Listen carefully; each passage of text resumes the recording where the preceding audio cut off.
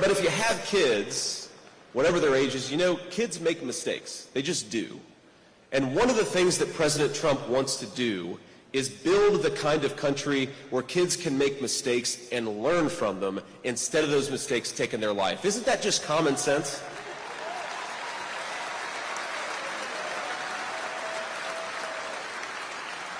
President Trump wants to make our streets safe enough that your kids can make a mistake without it ruining their life. He wants to make our economy strong enough so that you can maybe start a business or start another job where doing and getting a second chance is not something that only happens to the lucky or to the privileged few, but happens to everybody who works hard and plays by the rules.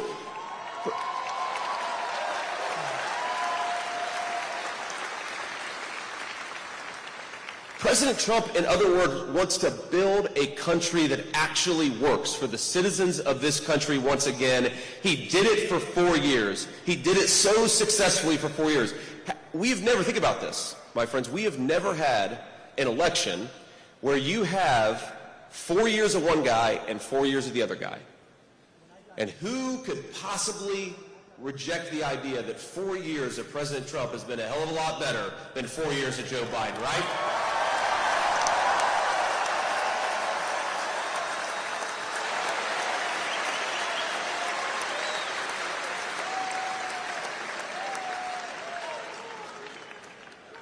That's right. And we've got an opportunity to do it. We've got an opportunity to win a lot of races up and down the ballot, to re-establish American dominance in energy, to drill, baby, drill, and kick out the drug cartels of our country.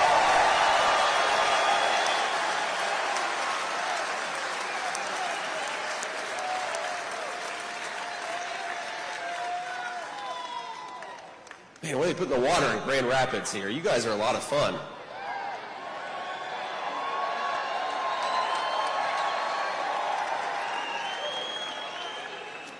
But I want to thank you from the bottom of my heart for giving me such a warm welcome, for giving me and President Trump the opportunity to win your vote, for working so hard over the next 4 months, because we want an America that works for Americans, and the only way to do it is to re-elect Donald J. Trump, President of the United States. I'm going to do everything I can. I know you will too.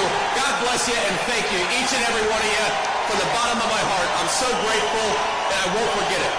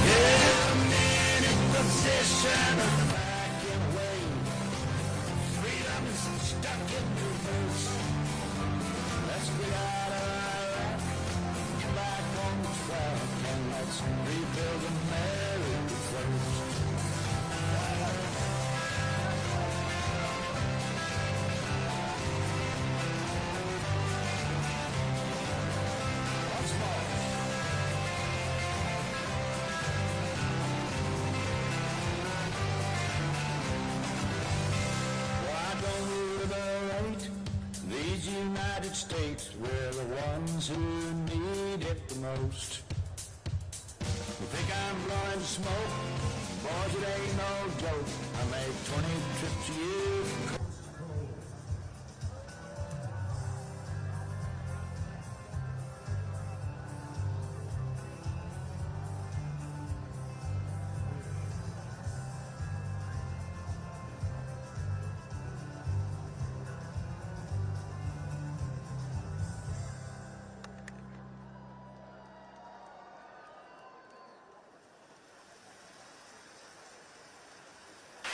E ora veramente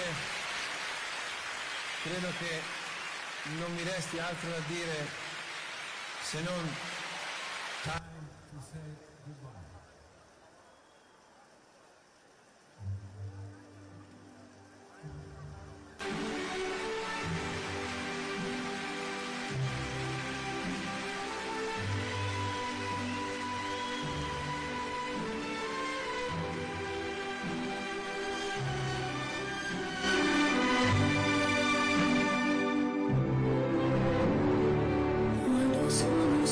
Sogno all'orizzonte mancano le parole. Sì, lo so che non c'è luce in una stanza quando manca il sole. Se non ci sei tu con me, su le finestre mostra tutto il mio cuore che è acceso. Che hai incontrato per strada. Time to say goodbye. Paesi che non mai volano e passano da te. Adesso si vivrò con te, partirò sugli animi normali che io lo so, non assistono più. It's time to say goodbye. Quando sei lontana sogno all'orizzonte manca le parole. Io sì lo so che sei con me, tu mia luna, tu sei qui con me. Io sono e tu sei qui con me, con me, con me, con me. Time to say goodbye.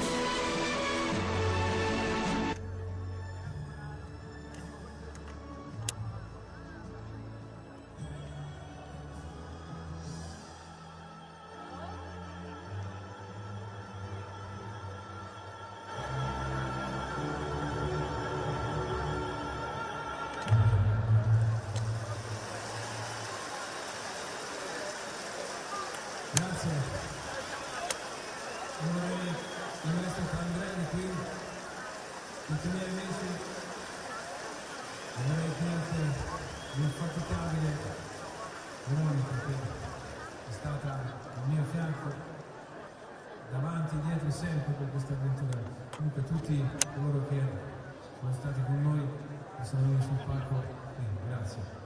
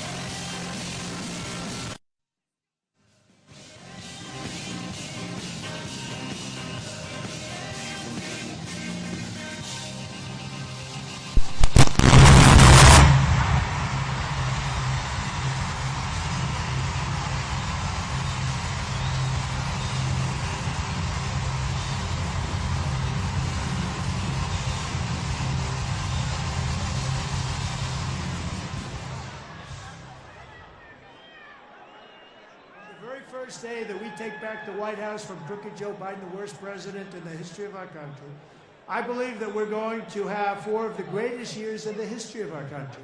I will, once and for all, secure our elections. We're going to go to paper ballots. We're going to have same-day voting, voter ID. We're going to do it properly. We're going to have good, secure, beautiful elections. We never want what happened in 2020 to happen again. But until then, Republicans must win, and we must use every appropriate tool available to beat the Democrats. They are destroying our country. Whether you vote early, absentee, by mail, or in person, we are going to protect the vote. That's the most important thing we have to do, is protect the vote. Keep your eyes open, because these people want to cheat, and they do cheat, and frankly, it's the only thing they do well. We will make sure your ballot is secure and your voice is heard. Many Republicans like to vote on Election Day, and we must swamp the radical Democrats with massive turnout on Tuesday, November 5th. The way you win is to swamp them. If we swamp them, they can't cheat. It just doesn't work out. But if you can't make it, you need to make a plan, register, and vote any way possible. We've got to get your vote. So with your vote, we will win a victory the likes of which no one has ever seen before. We will evict crooked Joe Biden from the White House, and we will take back our country on November 5th, 2024, the most important day in the history of our country. That's what it's going to go down as. Thank you.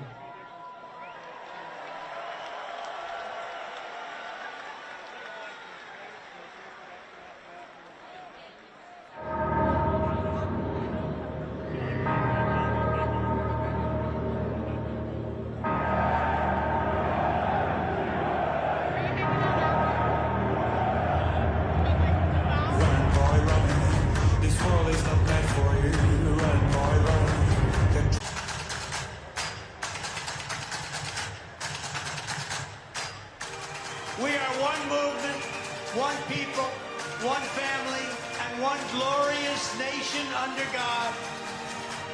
So with American pride swelling in our hearts and American courage stirring in our souls, I say these words to you tonight. We will make America powerful again. We will make America wealthy again. We will make America strong again. We will make America proud again. We will make America safe again. And we will make America great again.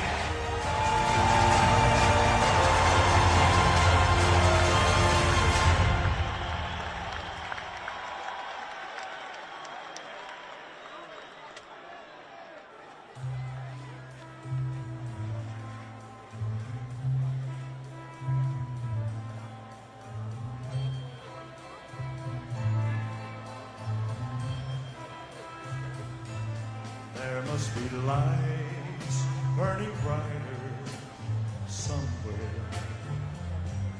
Got to be birds flying higher in a sky more blue. If I can dream of a better land where all of my brothers walk hand in hand, tell me why, oh why, oh why can't my dream come true? Oh why? There must be peace and understanding sometime. Strong winds of promise that will blow away all the doubt and fear. If I can dream of a warmer sun where hope keeps shining, oh everyone, tell me why, oh why, oh why won't that sun appear?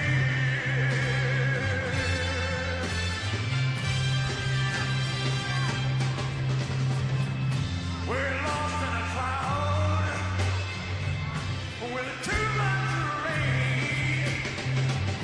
We're trapped in a world that's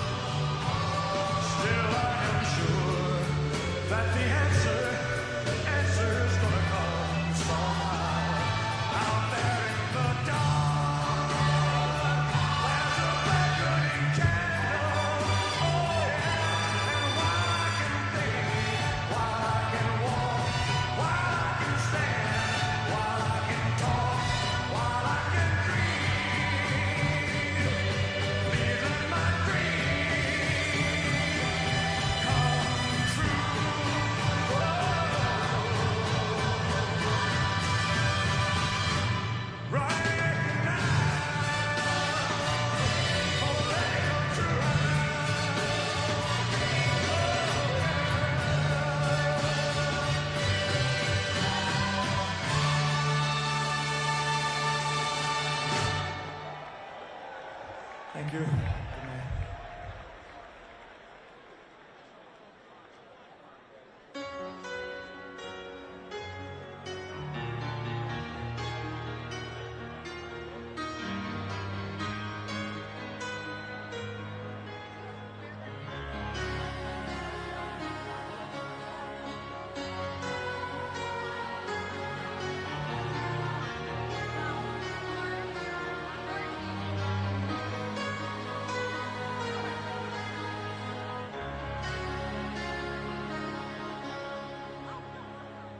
I don't wanna talk about the things we've gone through, though it's hurting me. Now it's history. I played all my cards, and that's what you've done too. Nothing more to say, no more race to play. The winner takes it all, the loser standing small beside the victory.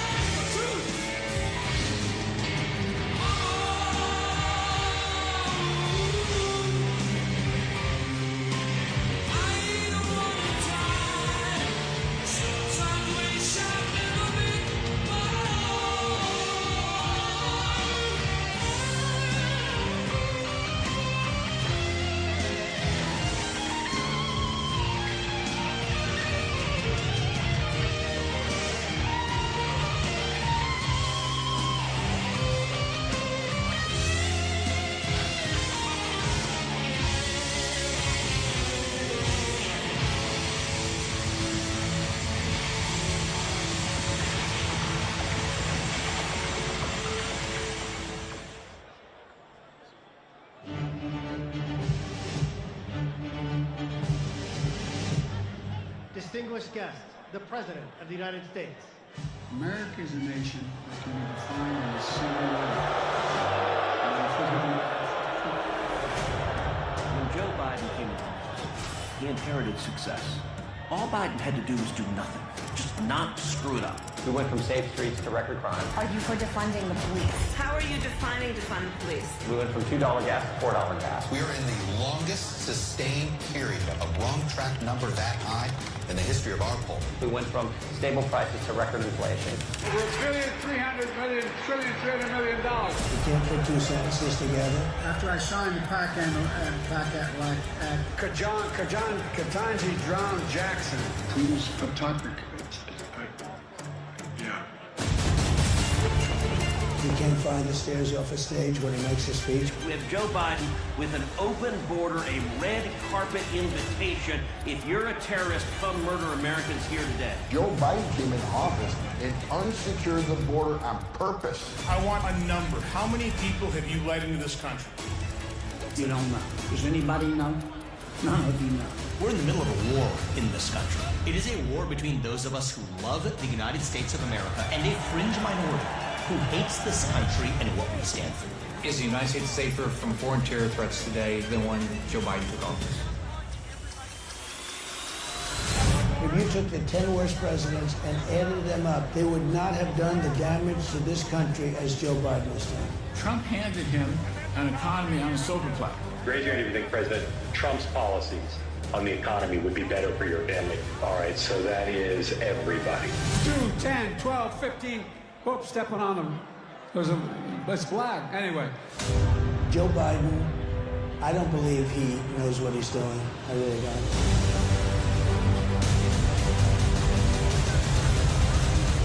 The chaotic and deadly U.S. evacuation from Afghanistan stunned Americans and the world. My teenage daughter would have planned a better exit than Joe Biden did. When Putin saw how incompetent we were, he said, wow, I'm now going to go into Ukraine. This is what Russian President Vladimir Putin unleashed on Ukraine. What has Joe Biden done?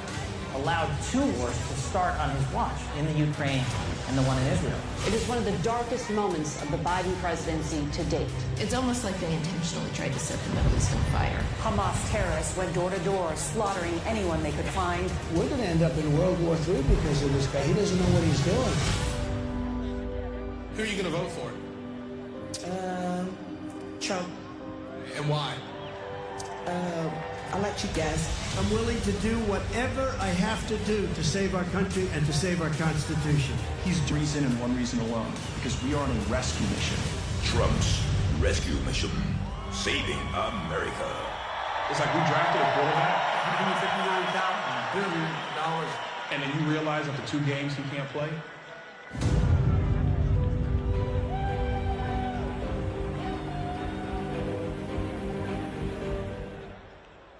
I can see what's happening. What? And they don't have a clue. Oh, they'll fall in love, and here's the bottom line. Our trio's down to 3. Oh, the sweet caress of twilight. There's magic everywhere. And with all this romantic atmosphere, disasters in the air.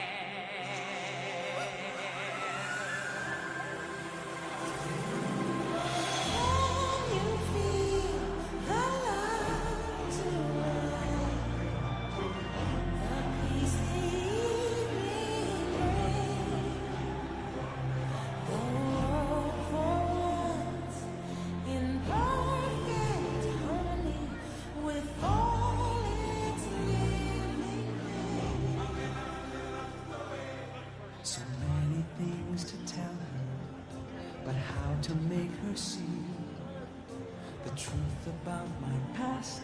Impossible. She'd turn away from me. He's holding back, he's hiding, but what I can't decide. Why won't he be the king I know he is, the king I see inside? Can you feel the love tonight? He's the evening rain. The world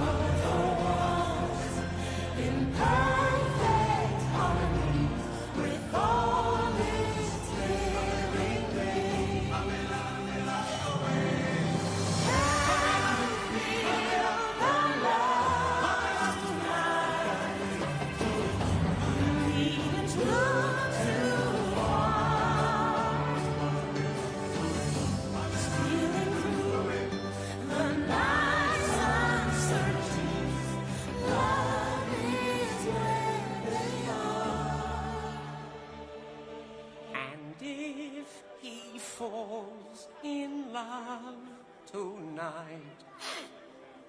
It can be assumed his carefree days with us are history. In short, our pal is doomed.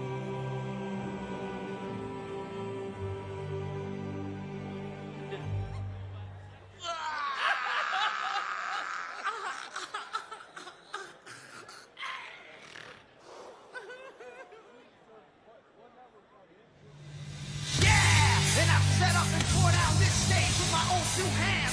We've traveled this land, packed tight in minivans. And all this for the fans, girls, money, and fame. I played their game and had to scream my name. I will show no shame. I live and die for this. And if I come off soft, fix you on this. Are you scared? Devil without a cause. And I'm back with the beaver hats and Ben Davis slacks. 30 pack of stroll, 30 pack of hoe. No Rogaine in the propane flows. The chosen one, I'm the living proof. With the gift of gab from the city of truth. I jabbed and stabbed and knocked critics back. And I did not stutter when I said that. I'm going platinum, selling rhymes. I went platinum 7 times. And still they ill and wanna see us ride. I guess because only God knows why. Why? They call me cowboy, I'm a singer in black. So throw a finger in the air, let me see where you're at. Say, hey, hey. Let me hear where you're at. Say, hey, hey. I'm giving it back, so say, hey, hey. Show me some metal and say, hey, hey, hey, hey. Fuck all y'all. I like AC/DC and ZZ Top. We'll see this beasties and the kings on rock. Skinner, Seeger, Limp, Corn, the Stones. David Allen Coe with No Show Jones. Yeah! Pass that bottle around. Got the rock from Detroit. Soul from Motown. The underground stone. Fucking pimp. With tracks that Mac and slap back to back. Never gain away. I don't play with ass. But watch me rock with Liberace Flash. Pump rock the class. Boy bands are trash. I like Johnny Cash and Grandmaster Flash. Flash, flash, flash, flash. They call me cowboy, I'm a singer in black. So throw a finger in the air, let me see where you're at. Say, hey, hey. Let me hear where you're at. Say, hey, hey. I'm giving it back, so say, hey, hey. Show me some metal and say, hey, hey, hey, hey. Yeah, I saw your band jumping around on stage like a bunch of wounded ducks. Maybe they'll learn, sucker. You just can't fuck with.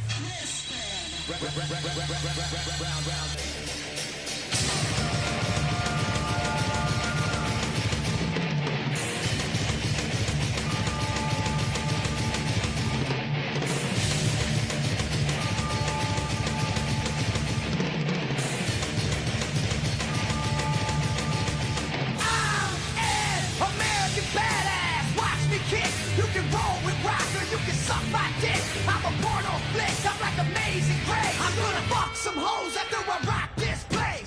Super fly, living double wide, sidecar my glide so Josie can ride. Full sack to share, bringing flash and flare. Got the long hair, swinging middle finger in the air. Snakeskin suit, 65 Chevelle. See me ride and sit, hear the rebel yell. I won't live to tell, so if you do, give the next generation a big fuck you. Who knew I'd blow a black hope off armor? Say fuck high school, pissed on my diploma. Smell the aroma, check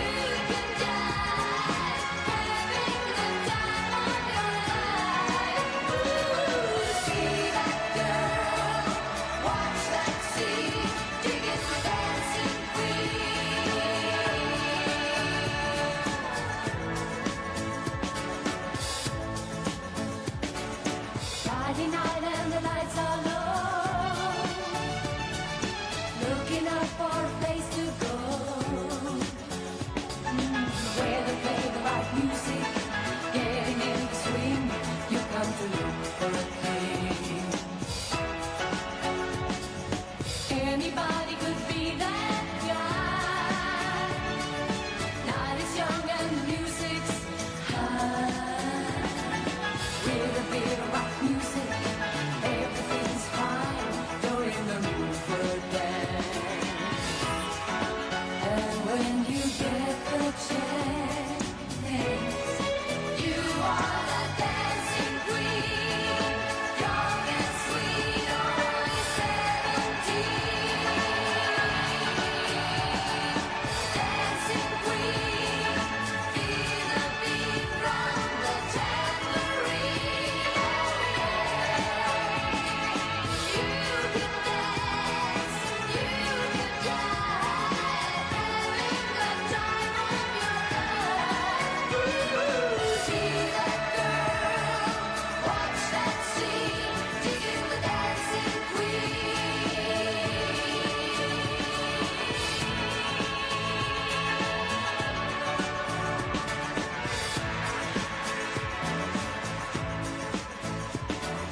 Your routine to turn them on, leave them burning and then you're gone. Looking out for another, anyone will do. You're in the mood for a dance. And when you get the chance, you are the dancing queen, young and sweet, only 17. Dancing queen, feel the beat from the tambourine. You can dance, you can jive, having the time of your life. See that girl, watch that scene, digging the dancing queen.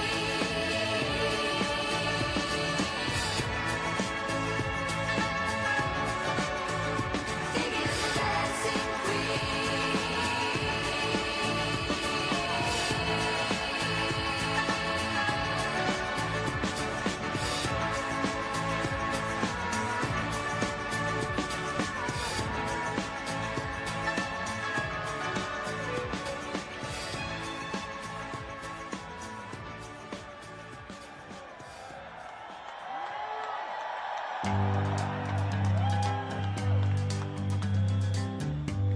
We're caught in a trap. I can't walk out because I love you too much, baby. Why can't you see what you're doing to me when you don't believe a word I say?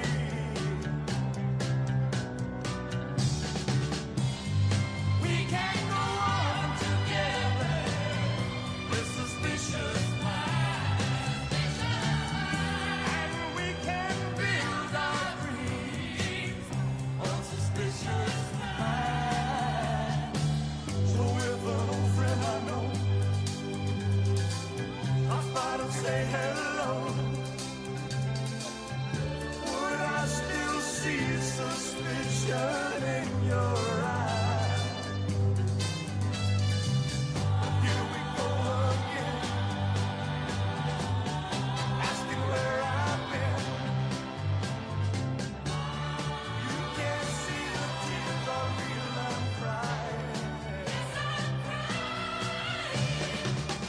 We can't go on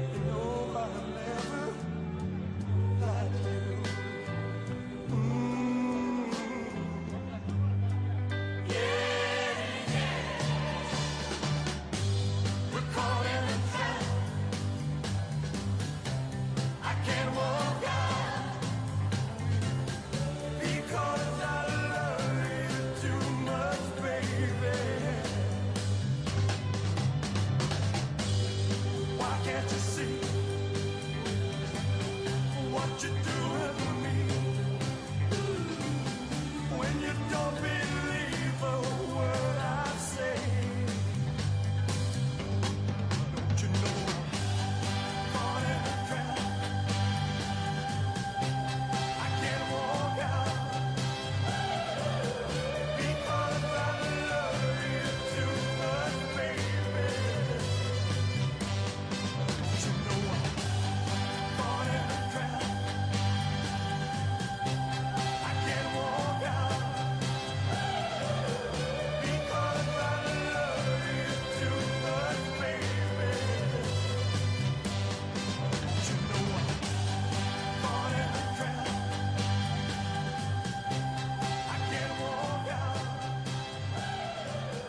because I love you too much, baby.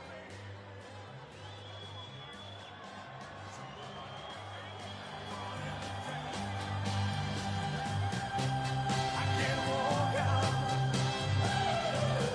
because I love you too much, baby. Don't you know I'm caught in a trap? I can't walk out because I love you too much, baby. Don't you know I'm caught in a trap? I can't walk out.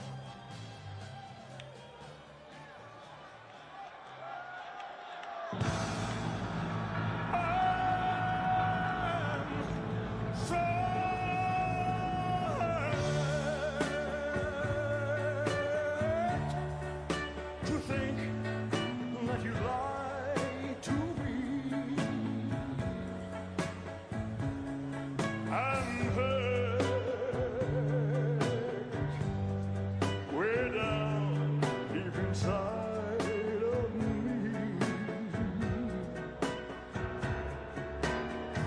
You said our love was true, and we never part. How you want so new, and it breaks my heart. Hurt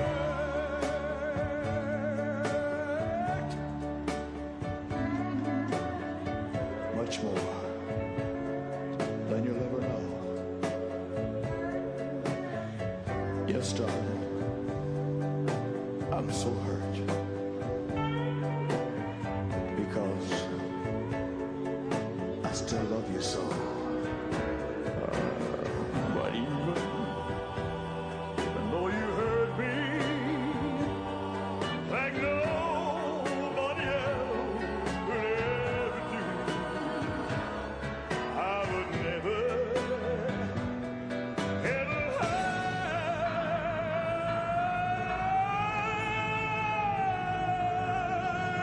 you.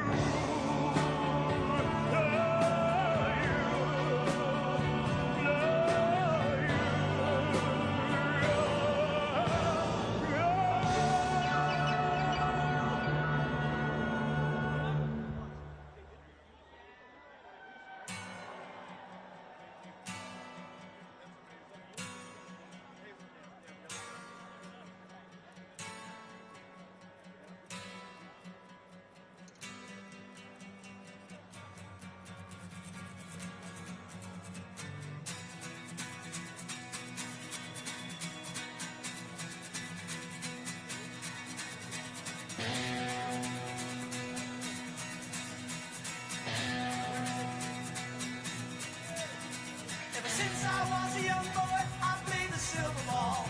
From Soho down to Brighton, I must have played them all. But I ain't seen nothing like him in any amusement hall. That deaf, dumb, and blind kid sure plays a mean pinball.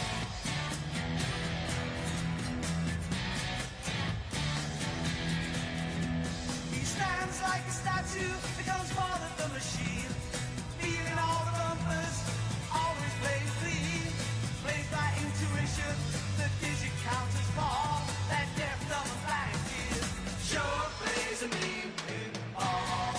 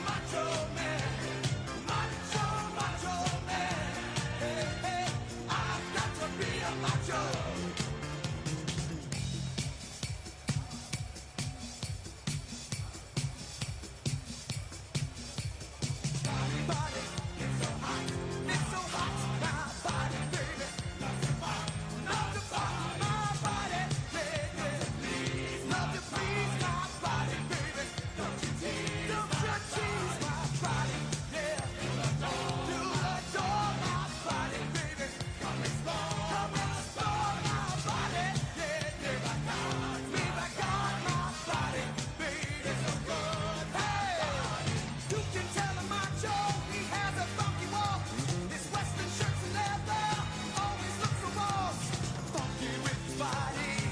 He's a king, call him Mr. Ego. Dig his chains. You can best believe that he's a macho man. He likes to be the leader. He never dresses grand. Hey, hey, hey, hey, hey. Macho, macho, macho man. Yeah. I got to be a macho, macho man. Yeah. I've got to be a macho. All right, macho, macho man. Yeah, yeah. I've got to be a macho man. Macho, macho man. I've got to be a macho. All right.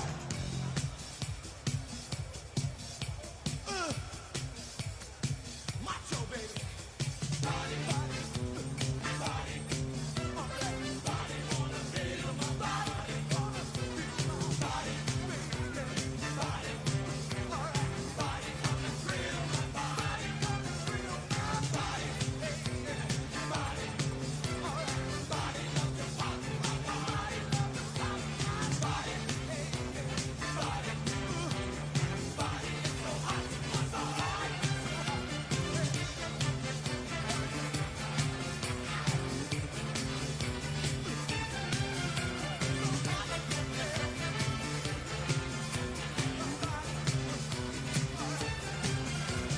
Every man ought to be a macho, macho man. Live a life of freedom. Machos make a stand. Have their own lifestyle and ideals. Possess the strength and confidence. Life's a steal.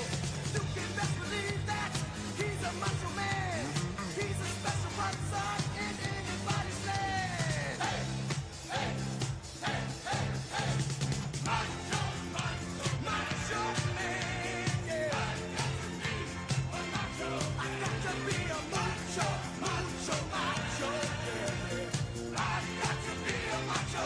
Take the hell on my chest, macho, macho man. I said, take my big, big mustache. All right, macho. I got to be a macho, macho, macho, macho man. I got to be a macho. Big broad shoulders, yeah. Macho man. Dig my muscle. I got to be a macho man. Talking about a macho, macho man. Macho man. I got to be a macho. Hey. Macho, macho man.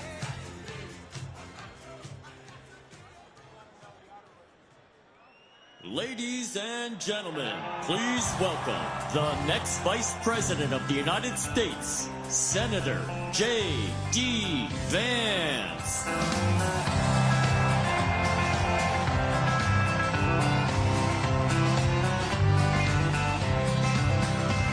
Why don't we liberate these United States? We're the ones who need it worst.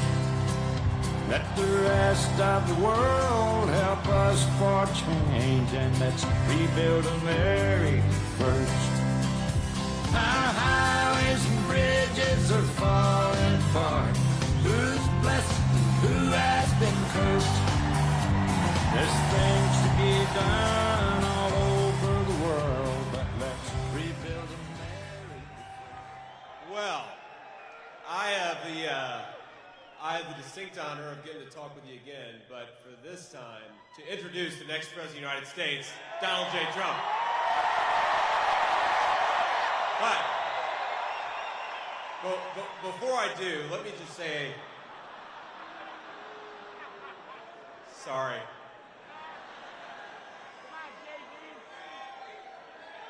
I had to screw with you a little bit, right? Let me...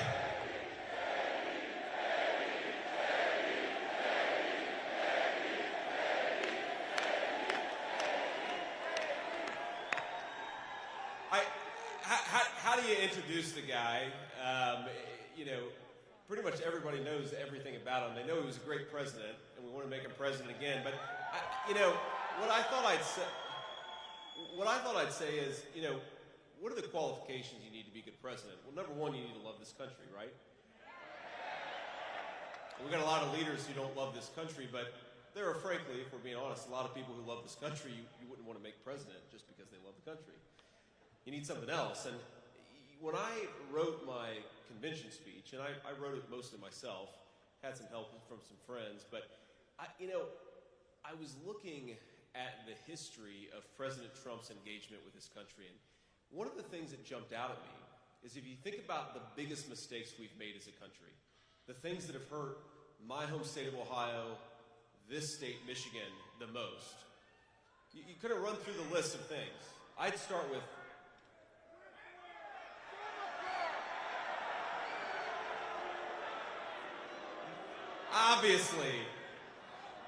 obviously Gretchen Whitmer's a problem. I'm talking about even further back than that.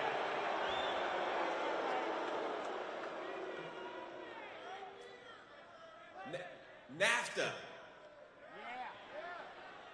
Giving China the sweetheart trade deal and letting them into the World Trade Organization. The Iraq War in 2003. On every single one of those issues, Joe Biden was wrong and President Donald J. Trump was right. That's right.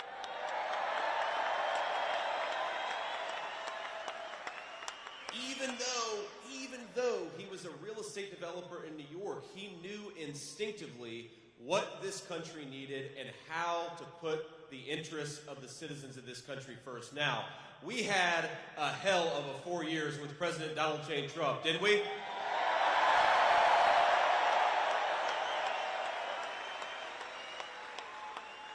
In 4 years, he undid, I believe, 30 years of damage, of terrible leadership. Are we ready to give him 4 more years? Are we ready to hear from the next president of the United States, President Donald J. Trump? Come on out, sir.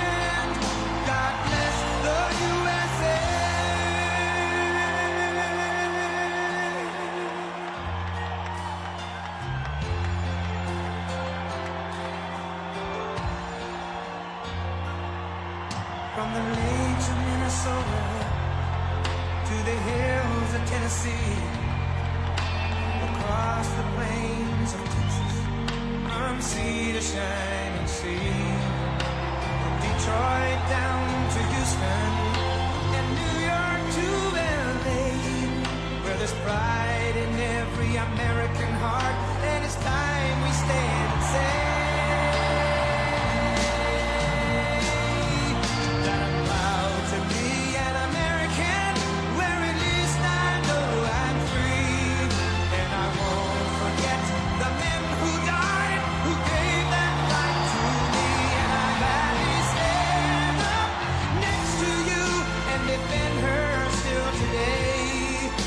there ain't no doubt I love this land. God bless the USA.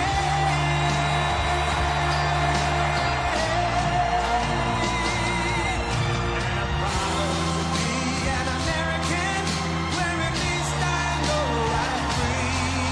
And I won't forget the men who died, who gave that right to me. And I gladly stand up next to you and defend her still today, 'cause there ain't no doubt I love this land. God bless the USA.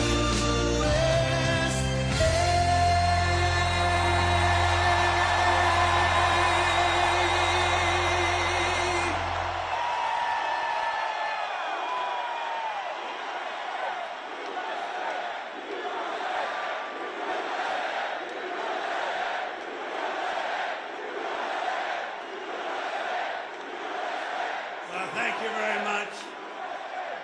This is like a Michigan football game over here. This is pretty good. I want to thank you, JD, for the introduction. You're going to be a fantastic vice president of the United States. And you know, I chose him because he's for the worker. He's for the people that work so hard. And perhaps weren't treated like they should have been, but they were treated that way 4 years ago, I can tell you that. But we're going to get it back bigger, better, stronger than ever before. Thank you very much. This is something. I'm thrilled to be back in the great state of Michigan with thousands and thousands, and I mean lots of thousands up here. This is a hell of an arena. This is a hell of an arena.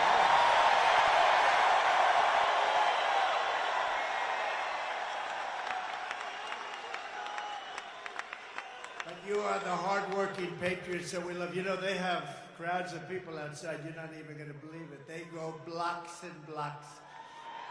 But let's forget about them, right? Let's forget about them.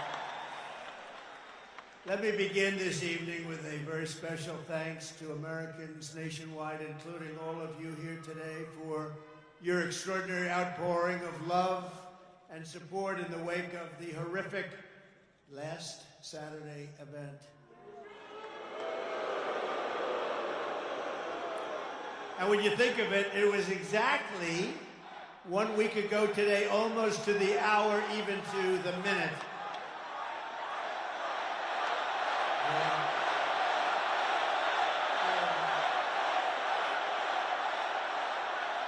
Incredible. What a day it was. As I said earlier this week, I stand before you only by the grace of Almighty God. That's true. I shouldn't be here. I shouldn't be here. Maybe JD or somebody else would be here, but I shouldn't be here right now. But something very special happened, let's face it. Something happened. I want to thank Butler Memorial Hospital in Pennsylvania for the incredible job they did and service they gave. And all of the great citizens of Butler, Pennsylvania and the surrounding area and everyone else for the job they did and the love that they showed us all. It was incredible, actually. What a time that was. What a time that was. Nobody's seen anything like it. And hopefully they never will again. And they had cameras blazing. I guess it was different in that way, too, because we were right in the middle. All those, see, look at all the news back there. And they were all blazing. They were going. No, they covered it fairly. They couldn't believe what they were seeing either. So you did cover it fairly. Let me also thank Congressman Ronnie Jackson from Texas. You know Congressman Ronnie Jackson for the care and treatment he gave me as an outstanding doctor, which he is. He's really an amazing guy. Where's Ronnie? Doc Ronnie's here someplace. Oh, thank you, Ronnie. Thank you very much. Great doctor. He was a great admiral, a great doctor. He was a White House doctor for Bush, Obama, and a guy named Trump. And they said, who was the healthiest of the three? He said, not even a question, Trump. And I said, I love that guy. I love that guy. When he said that, that was my doctor. Even if he's a congressman, that was my doctor. But he's been a great congressman. Thank you very much, Ronnie, for everything. We appreciate it. Ronnie Jackson. We continue to pray for the recovery of the two citizens who were wounded in that evil attack, David Dutch and James Copenhaver, two really incredible people. We remain in contact and send our deepest respect to the families. Corey, as you know, Corey Comparator was the brave firefighter who died, funeral yesterday, shielding his wife and daughters from bullets. He shielded them from the bullets of this horrendous person. Corey was a hero, and we will carry his memory in our hearts for all time. Great hero.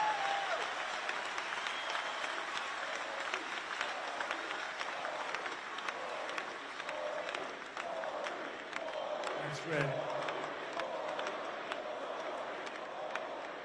And he was a big trumper, and we will never forget him, right? We're all together. We're all together. There's never been anything like what you witnessed the other day with the convention. I don't think there's ever been a convention where there was such unity and love, and even now I'll say it just for a second, the fake news even said it that way. I want to be nice, but the fake news reported it correctly.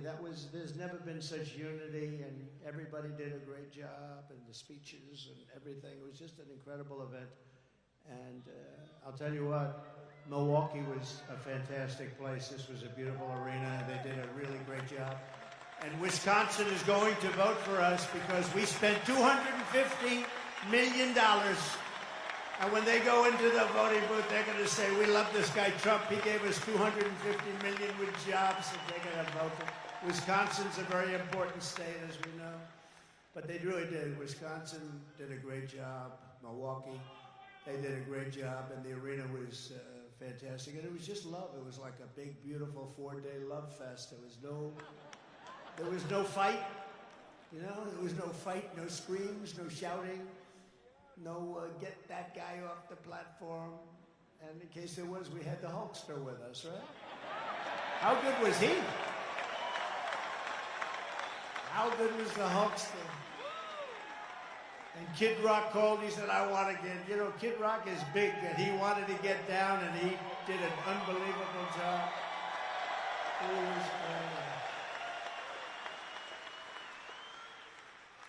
But all of them, everybody. We had so many great people there. It was really an amazing thing to see, and it was really something I don't think there's ever been. A lot of people report. I think it was either party. There's never been anything like it. And now we have something coming up where they're going to go for the convention, and they have a couple of problems. Number one, they have no idea who their candidate is, and neither do we.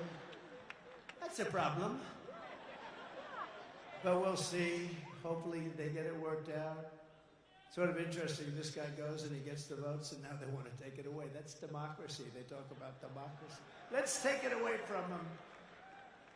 But now we go forward as one movement, and really we have a very special group of people, like the people here. You people built this country. It's one movement, and we're more united, determined than ever before. We've never been so determined.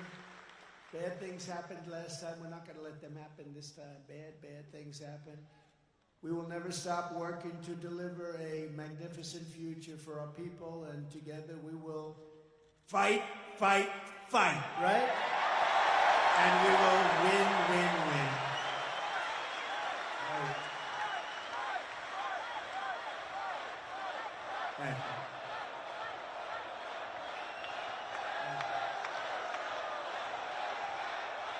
I like this place. You ever walk in to a place and you say, I sort of like this place. Less than 4 months from now, we are going to win Michigan. We are going to take back the White House in a monumental landslide. And with your help, we are going to make America great again. Right?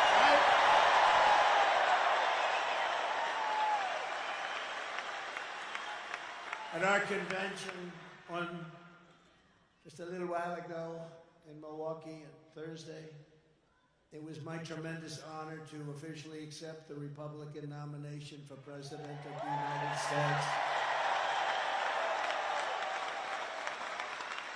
And I used to say it in 2016, and I meant it 100%, but I mean it even more now because this country has gone wrong. We're a failing nation. We're really a left at failing nation right now. This will be the most important election in the history of our country. This is going to be the most important election. We cannot let it slip by. We cannot let people cheat. We cannot let this slip by, or we're not going to have a country. Because I do have other things I could be doing. It would be a lot easier. Although I'd rather be with you than sitting on some gorgeous beach watching boring waves coming by. I would rather go. Actually, I would. You know that. I think that's one of the reasons we've been so successful together. You know I mean that too. But we're going to make our country more successful than ever before. Yet even as we gather this evening, we will, and take a look, still the Democratic nominee, we're going to find out shortly, maybe, I don't know. Let's do this. Let's do a poll. You know, I love doing polls, right? Like I do a poll, I do lots of polls, like, do you like Make America Great Again, or do you like America First, or do you like them both? I like them both, right? Let's do a poll on candidates, ready? So I'll go. We're going to do a poll on a few candidates. The press will like this because they won't have to pay for the poll. You know, you do these crazy polls and they charge you $250. Look, there's Mr. Wall. This guy is the greatest guy. This guy. He must have a lot of money because he's at so many different rallies. And he was at the one that was the tough one, wasn't he? And that was something. You were right up in the front. You saw that. That was something. We're going to do a poll, and it's going to be a very nice poll. And right. Who's your favorite candidate? Who would you like? Let's do it. Who would you most like to run against? Because, you know, you could say, who's the best candidate? We're saying, who would you like to? We'll start with Kamala Harris, and then we'll go to crooked Joe Biden, and then we could possibly discuss a few. So who would you like to most run against if you're us, if we want to win? Ready? Kamala Harris, crooked Joe Biden. All right. I don't think we have to go too much further. Well, you have a terrible governor here who did a terrible job. Whitman. I'd like to run against her, actually. I'd like to run against her. No, she's one of the 20 that I mentioned. She's the one that gave her husband full right, title, and interest to everything, but nobody else could do anything but her husband. Her husband was sailing in the middle of your lake, your beautiful lake. He's out there sailing, and everybody else had to be locked up, right? Her husband. No, but things like that are mentioned during a campaign, little things like that. No, she's done a terrible job, but I'd be very happy with her. At this very moment, Democrat Party bosses are frantically trying to overthrow the results of their own party's primaries to dump crooked Joe Biden from the ballot. Couldn't happen to a nicer guy. And as you're seeing, the Democrat Party is not the party of democracy. They're really the enemies of democracy. The parties of corrupt insiders like Whitmer, special interests, and the failed political class. That's what they are. Under our leadership, the Republican Party is now the party of the people. We're the party of hardworking Americans of every race, religion, color, and creed. We've become a very big party. We've become, right, fellas? You know what I'm talking about. I love you guys. We love you guys. No, we become a very big party. We have increased in size. Nobody's ever, honestly, in history, there's never been anything like this movement. And that may be in the history of the world, but let's keep it down to the country for right now, because that's something. But there's never been anything like MAGA. When Biden says, we have to stop MAGA, we will stop MAGA. I said, he doesn't know what MAGA stands for. It stands for Make America Great Again. How can you be against that? How can you be against that? And you know, the other side's going around trying to make me sound extreme, like I'm an extremist. I'm not. I'm a person with great common sense. I'm not an extremist at all. Like some on the right, severe right, came up with this Project 25, and I don't even know. I mean, some of them I know who they are, but they're very, very conservative, just like you have. They're sort of the opposite of the radical left, okay? You have the radical left and you have the radical right, and they come up with this project. I don't know what the hell it is. It's Project 25. He's involved in Project, and then they read some of the things, and they are extreme. I mean, they're seriously extreme. But I don't know anything about it. I don't want to know anything about it. But what they do is misinformation and disinformation, and they keep saying, he's a threat to democracy. I'm saying, what the hell did I do for democracy? Last week I took a bullet for democracy. What did I do against democracy? Crazy.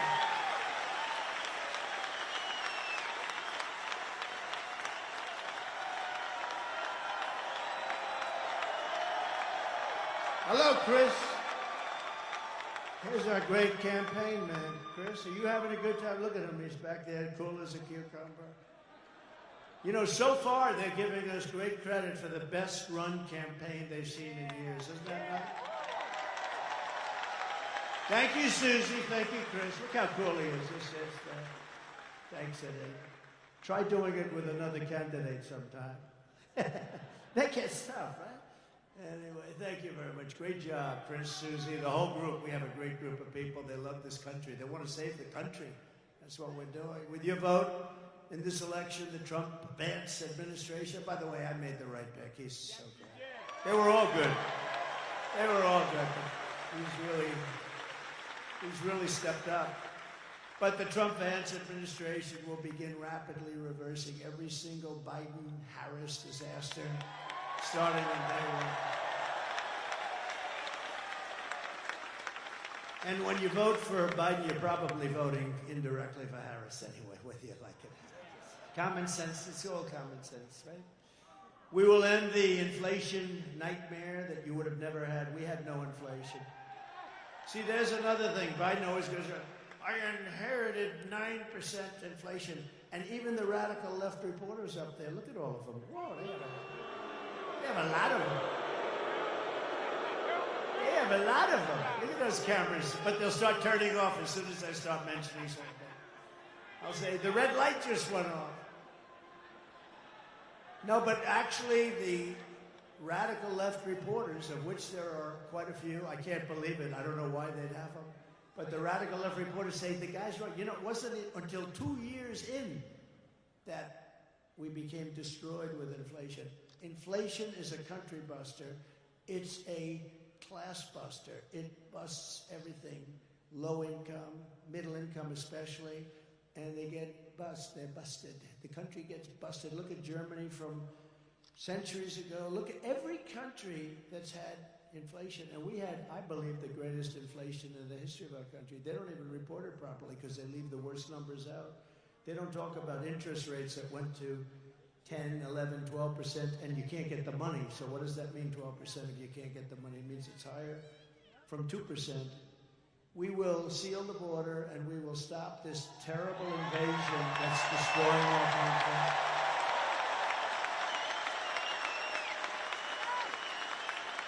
We will crush migrant crime. We're going to crush migrant crime. Oh, we have a new form of crime now. It's called migrant crime. The only good thing about these migrants coming in is they make our gang members and criminals look like the nicest people you've ever met. These people are much tougher. They come from all over the world, not just from South America. We're going to return law and order to our streets and restore patriotism to our schools. We gave you already the largest tax cut in the history of our country, larger than the Reagan cuts, but now we will give you an additional tax cut, a number of tax cuts that will make it. We took in more money after the tax cuts than we did prior. We took in billions and billions of dollars more after the tax cuts that we did. We had the greatest economy in the history of our country. Everyone knows it. We're going to slash regulations. That's what created all of those jobs and gave them bounce-back jobs. You know, they're called bounce-back jobs. After COVID, they bounce back. Everybody knows that. When you have something like COVID, which rarely happens, but when you have something like that, they're called bounce-back jobs. And we're going to bring down energy prices very rapidly. It was energy that caused the problem and their stupidity. And we're going to bring it down very quickly. Your energy bills will be cut in half, at least. Some sections, like in New England, I'll be able to cut their energy by 60, 70%. It's absolutely crazy what has happened with energy. We buy the oil from Venezuela. They used to be our enemy. I don't know. We buy from Venezuela. It's not really oil, it's tar. And you know, there's only one refinery in the world that can do it. It's very heavy, horrible stuff. It's garbage. It's tar. You lift it. I said, that's not oil. We want light, sweet, crude. We have the best oil. We have the best everything. We go to Venezuela. You know where they refine it? In Houston, Texas. It's the only plant in the world that can refine that stuff. So we go to Venezuela. We pay them a fortune. We take that dictatorship. We make the dictatorship wealthy. These people don't know what the hell they're doing. They're incompetent. They're grossly incompetent. The biggest threat is because we have incompetent. That's the threat to democracy. It's a threat to our country. We have incompetent people leading our country, grossly incompetent people. America's enemies will fear us. The United States will again command the respect that it deserves. Viktor Orban, the very powerful leader of Hungary, said when asked what happened with the world that's falling to pieces, there are wars all over, he said, bring back Trump, it'll all end. It all ended. We had no problem in the world.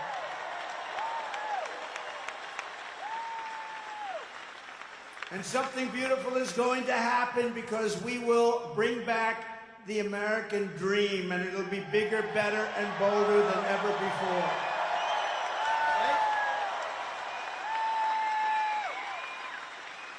And most importantly, for the people of this great state, you know, years ago, they gave me in Michigan the Man of the Year. That was long before I was a politician. I was a business guy, I did well. I liked the state, but I don't know, I heard Man of the Year, Michigan. I said, that's cool, that's good. I'm going to make that trip. I didn't know why they were giving it to me, nothing, but they were giving it to me for, I guess, the fact that I employed a lot of people. I did real well. This is probably 14 years ago. And I came in and I said, why do you allow foreign countries like Mexico? You know, Mexico's, we think of them as friendly, but they haven't been too friendly lately. How about when they asked Biden to meet, just to meet? They want $2 billion to meet.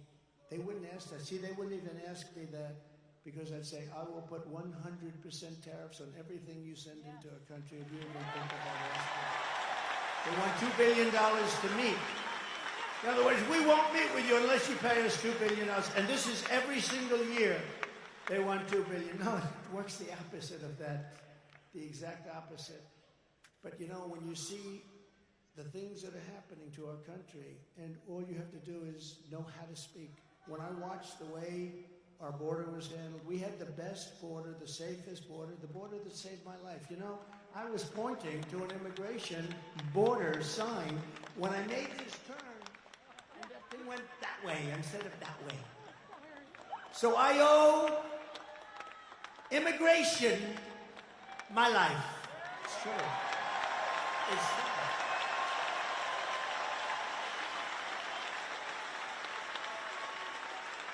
Now think about it. I'm talking thousands and thousands, much more than even this. I mean, we're restricted because you're in this giant arena. That's the one thing about outdoor that's good. You can have unlimited. Thousands and thousands as far as the eye can see. Nobody's over here or over here because there's nobody there. It starts like this. As far as the eye can see, and I said, look at the great results that we had on immigration. Just look at them. If I didn't say that, and it's because we had like a crane holding this massive sign, I call it the $1 million sign, that they're expensive. But that sign was very good. I think I'm going to sleep with it tonight. I'm going to sleep with it tonight. I said, what was that? What was that? Oh, then I looked, I said, that's not good. That's not good. So it's immigration, if you think about it, right? Immigration, I would have never been looking to the right, and I had to be. It was the only place that would have saved us. They do these reports in the New York Times and all over the place where they had, you know, the shape, you know, if he turns this way, this way, this way. And every shot was no good for me except for the one direct. It came whizzing by, and I hope we have to never go through that again, everybody, because it's so horrible. But most importantly, for the people of your state, this great state, I will rescue the U.S. auto industry from obliteration. They're going to obliterate it. And anybody that votes for the head of the United Auto Workers, that guy doesn't know what he's doing. He's approved all electric cars. And you know, Elon, I love Elon Musk. Do we love him? I love him. And I'm constantly talking about electric cars, but I don't mean I'm totally for them, but whatever the market says, and if it's 10% of the market, 12%, 7%, 20%, whatever it is, it's okay. But You can't have 100% electric cars. And you know, so Elon endorsed me recently, the other day, actually. He's great. Elon Musk. He's a brilliant guy. Every time I call him, he's talking about, I got a new idea for a rocket. You have to hear this? No, it's true. You know, the first time I ever saw this, I'm watching television like 3 years ago, and I see a rocket engine, motor engine, come down landing, straight up there, no wings, no nothing, and it's landing. And I thought I was seeing things. What is that? And it's landing on a barge in the middle of the ocean. And then another one comes down, and another one, I guess 4 of them came down, 3 or 4, and they land upright. I said, what the hell was that? I've never seen that before. Now, if that were government, you wouldn't see that for another 50 to 100 years. But it was Elon.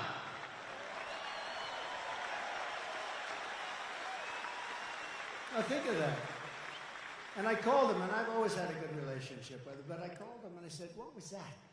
He said, well, we saved the engines. We saved the engines because it's very expensive to build. So, I mean, it didn't take me long to figure that if you save them, that's good, but who the hell thought you could do that? No wings, no nothing, just like these big, long, massive tubes, and they're landing gently right on the dot. I said, that's the coolest thing I've ever seen. And you say, how long would it take government to come up with that one? I don't think they ever heard of it. Perhaps they still haven't heard of it. But, you know, he's a very advanced person, and he's doing other things that are great, and so are others. We have to make life good for our smart people, you know? We have some smart people. We have to make life good for our smart people. And he's as smart as you get. But Elon endorsed me the other day, and I didn't even know this. He didn't even tell me about it. But he gives me $45 million a month. No. Not 45 million. Gives me 45 million a month. And I talked to him just a little while ago to say I was coming here, how you doing? And he didn't even mention it. He didn't mention. I mean, other guys, they give you $2 and you got to take them to lunch. You got to wine them, dine them. No, he's a great guy, he really is. But, you know, he's never mentioned to me, why are you hitting the electric cars? Because he understands I'm not hitting it. I think it's incredible. I've had them. I've driven them. They're incredible. But they're not for everybody. Some people have to drive long distances. Thank you. And they tend to be more expensive. And, you know, they'll probably be made in China because China has all of that material. Oh, there's the guy that I stood up here. Are you the same guy, the same muscles? Look at that guy. Are you the same guy? Yes? No kidding. It's pretty good memory, right? Unlike somebody else that happened to be running again. You wouldn't. Come on up here. Get up here. I got to get this guy. This guy was central casting. Look at him. Look. Oh, I think he was standing on a box. That was the only thing. I said, you got to come on up here. Don't hurt yourself. Can you get him up? I like this guy. He's a serious union guy, a United Auto Workers. You look at him get over there. It's okay. He does not carry guns. He's not. Come on up here. Look at him. Look at his shape he's in. I'm glad to see you. Glad to see you. I'm glad to see this guy. I told you we're going to get 85 million of us out there to vote for him. So let's go home from this rally and do our part.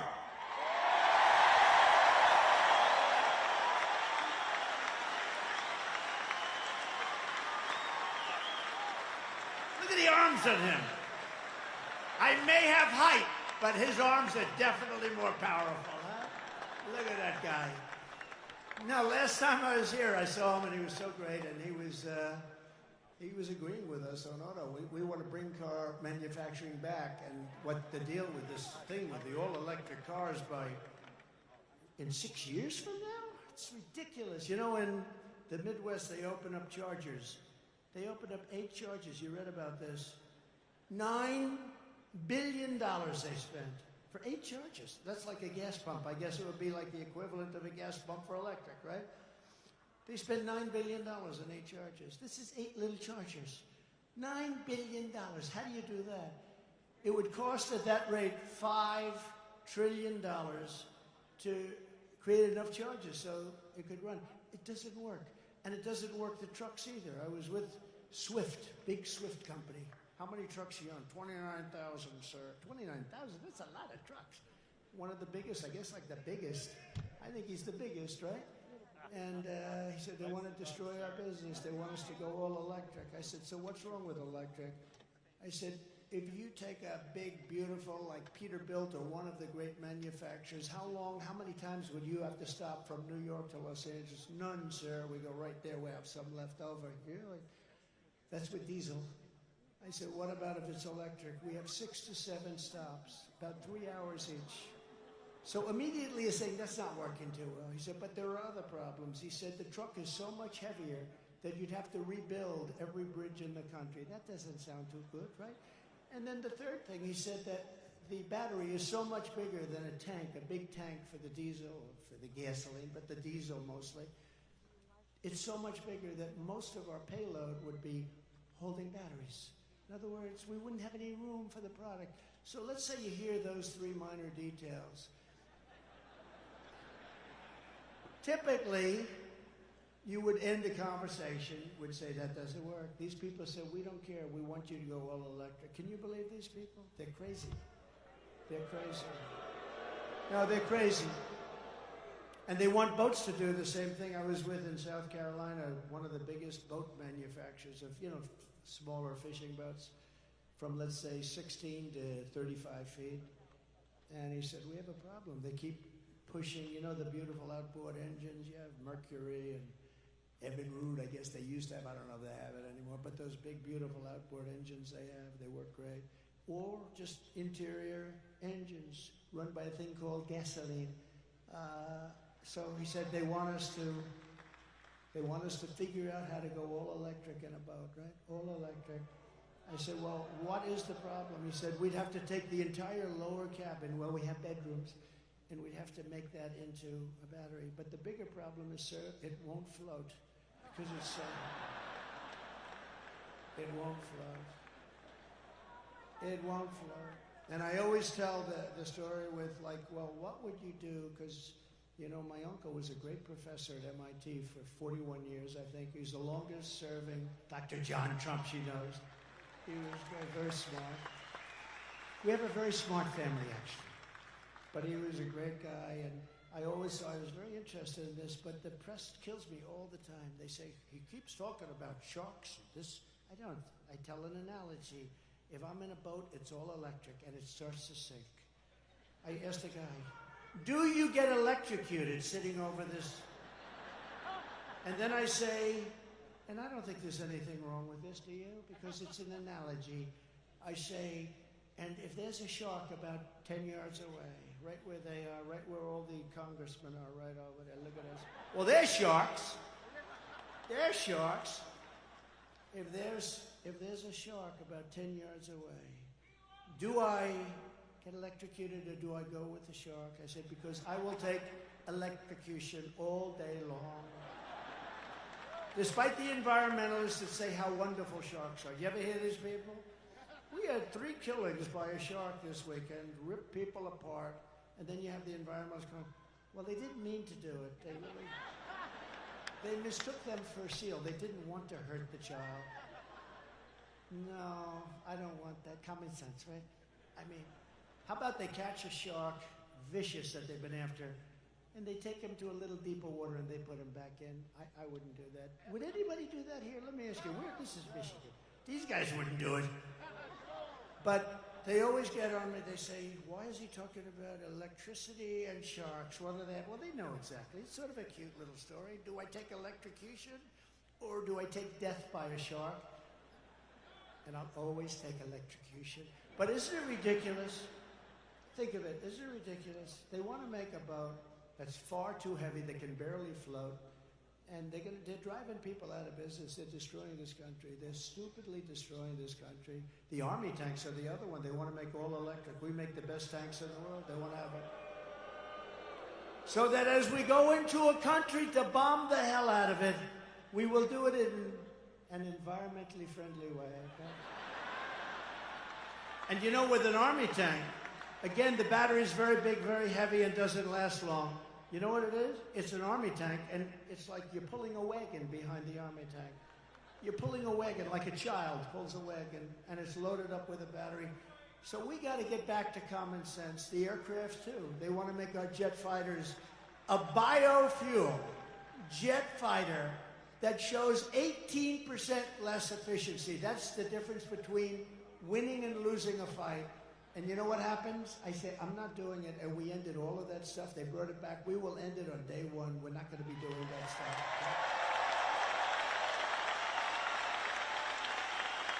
In 4 short years under my leadership, I did more for Michigan auto workers and manufacturers than any president in the history of our country. And just as I promised, I withdrew from the Trans-Pacific Partnership, which would have totally destroyed your auto industry. I ended the disaster known as NAFTA. That was the worst trade deal ever made. That was the worst trade deal considered by it. That was so unfair to us with Mexico and Canada. The worst trade deal ever made, and replaced it with what they call the best trade deal ever made, the USMCA, Mexico and Canada. And I know it's good because Mexico and Canada are right now, as we speak, working like hell to try and renegotiate the deal. Don't do it, Biden. Well, he doesn't know what's going on. Don't do it. He's watching us now. He'll say, what's that trade deal they're talking about? Well, sir, they've been negotiating with us for about 2 years. I never heard of that negotiation. Where is Mexico anyway? Where is it? See, now the fake news will take the statement I just say, where is Mexico? And they'll put it on television. Trump didn't know where Mexico is. They do. It's very dangerous. The biggest threat I have to my administration is sarcasm, because they play it against me. When I show that he can't walk off, he can never find the entrances off a stage, like one here, one there, 2 here. We can jump off the front, I guess. And whenever I imitate him, I call my wife. She's great. Our wife, she's great. Our great first lady. So, and she looked great the other night. She made that entrance. She made a lot of entrances. She was something. But she walked in, but I told her the other night, I said, how good was I? How good? This was at a rally a couple of weeks ago. How good was I? Well, you were really good, but not great. Why? Well, it showed that you didn't know how to get off the stage. Well, I was imitating Biden. So what they do is they show the imitation of Biden. They said Trump didn't know how to get off the stage. That's our fake news. So we have to be very careful. So I haven't done it in about 3 weeks. I'll do it again, but maybe not right now. It's too... Darling, you were great. I mean, I get these crowds, 50, 60, 70,000. In New Jersey, we had we're leading New Jersey by 4 points, by the way. We're leading Michigan by 6 points.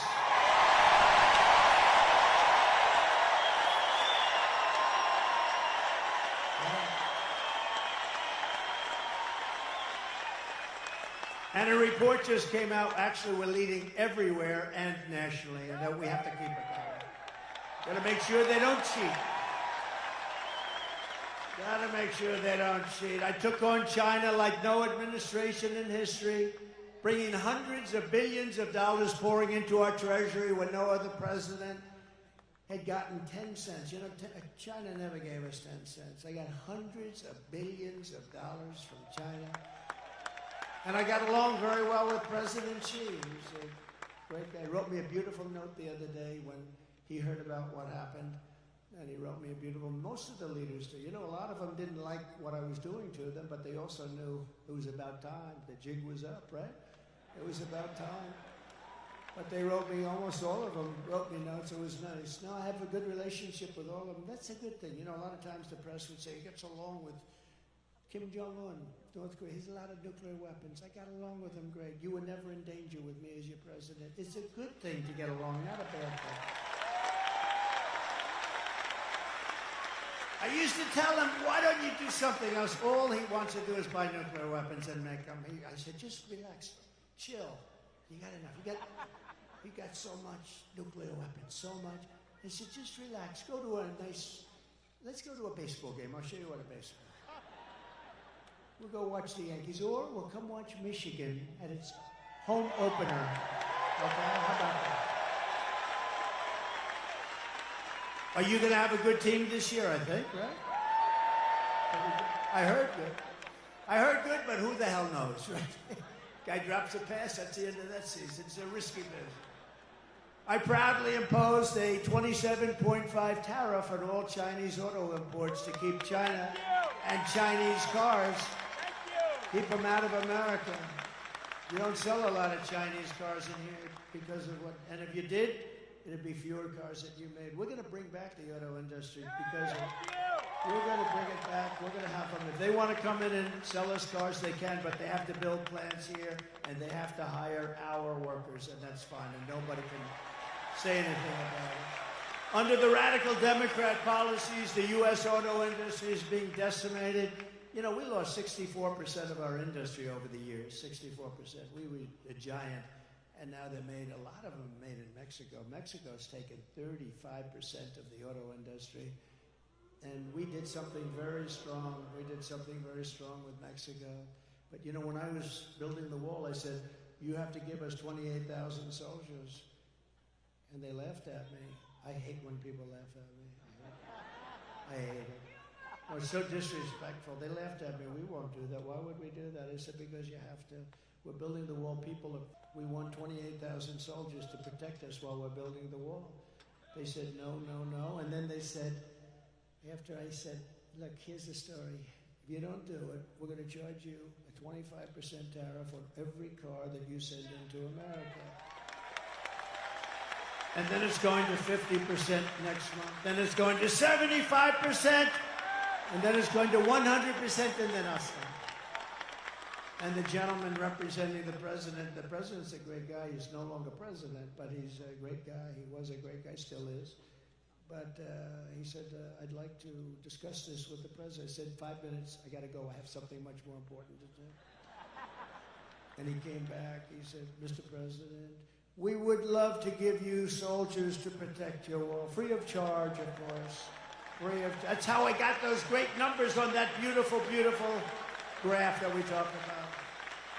They gave us everything I wanted. I got everything from Mexico, and then this stupid person, low IQ, he's a low IQ individual. Take his IQ. I guarantee you it's in the low 50s or 60s.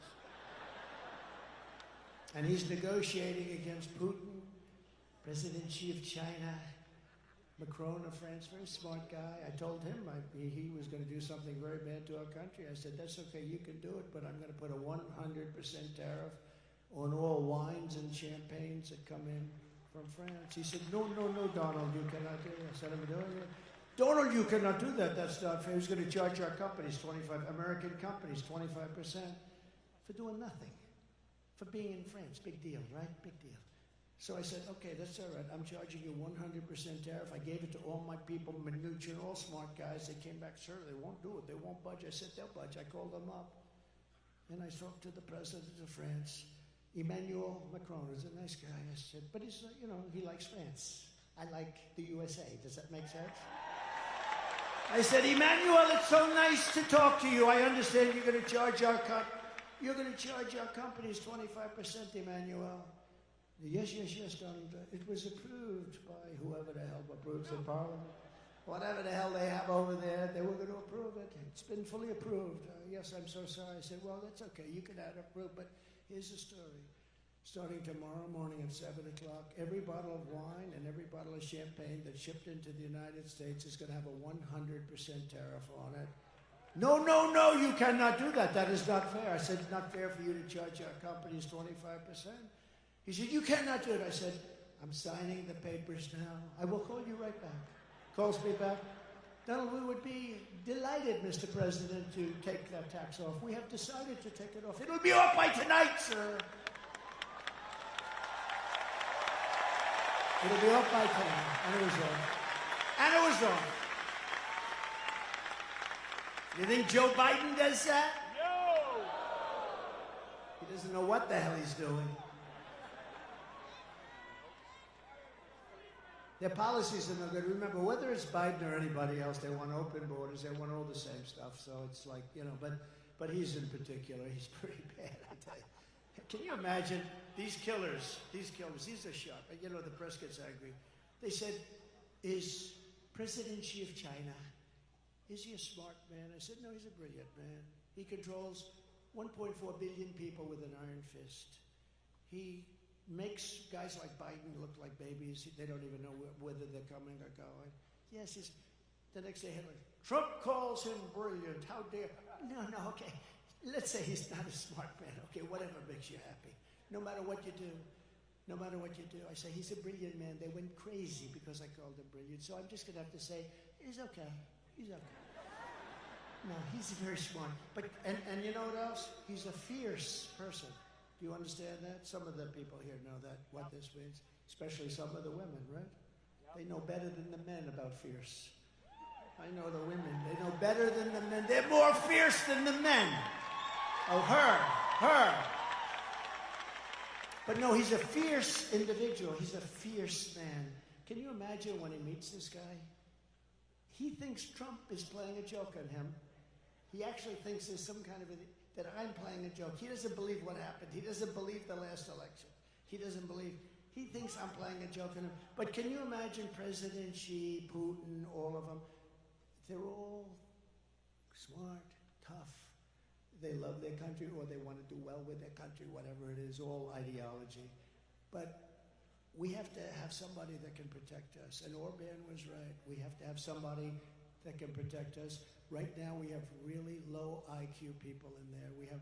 And the president in particular, he has about a 70 IQ, and he's going against 210. And it never works out. It never works out. When I'm back in the White House,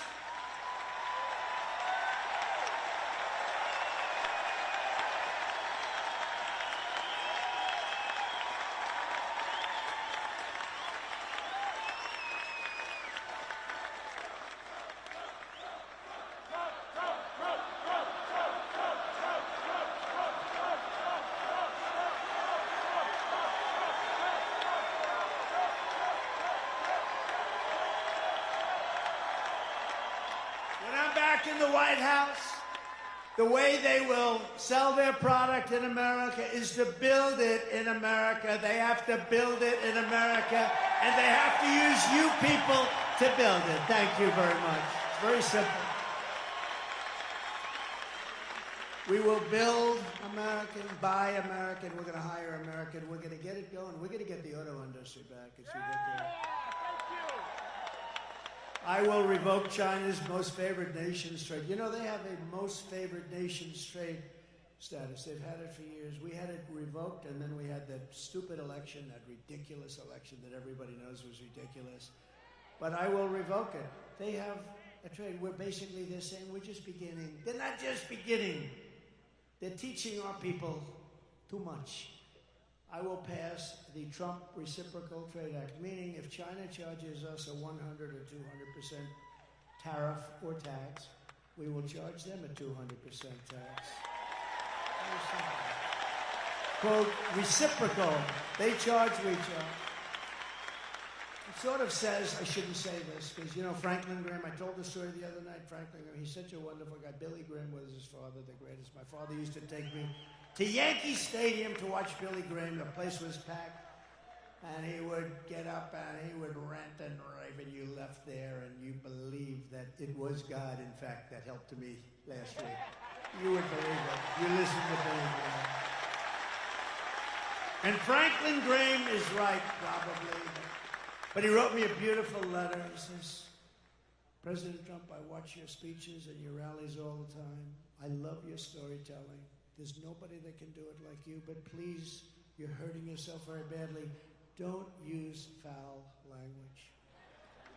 It made me feel bad, actually, because I don't use much. And if it is foul, it's not really foul. You know, there's really foul and there's foul, and then there's a little off. Like some people they don't like the word hell. That's a bad word. You know, I mean, that's not good. Or the word bullshit they don't like. So, But it's more descriptive. There's just no word to sort of. But he said, so please, so I've been really good, and for the last 4 or 5 times I've really been good, but you know, you lose a little something. But reciprocal trade, it basically means you screw us and we'll screw you. It's very simple. And I can't describe it. And I don't think it's foul, but he's probably right. To further protect Michigan auto workers, I will end the Biden-Harris electric vehicle mandate on day 1. It's going to end on day 1. And I will immediately terminate the Green New scam, and we're going to use that money to build roads and highways and bridges. Under Biden and the radical left Democrats, inflation is wiping out our middle class. Groceries are up 57%. Gasoline is up 69%. Mortgage rates have quadrupled. They've gone up 3, 4, 5 times. And they never include that in their stats, you know. They never include those things. They never include mortgage rates. And you can't get the money anyway, so what really is the number? And since Democrats took over, total household costs have increased by an average of $28,000 per family. Think of that. Under my leadership, we will throw out Bidenomics and we will replace it very simply with Maganomics. Maganomics.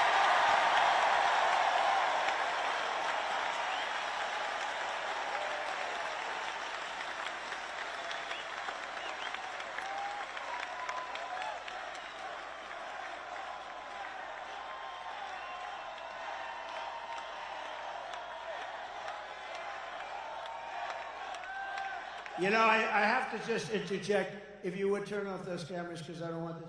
See the screen up there of me? That's very severe, that comb over. That's a severe sucker.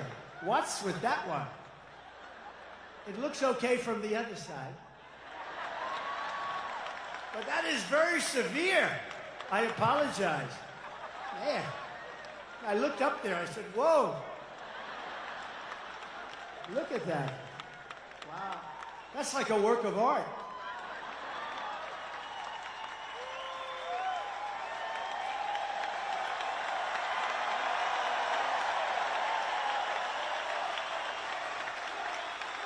Only look at that one. Don't look. That one looks good. To bring down the prices of all goods, we will end the Biden-Harris war on American energy, and we will drill, baby, drill. We're going to start that day 1.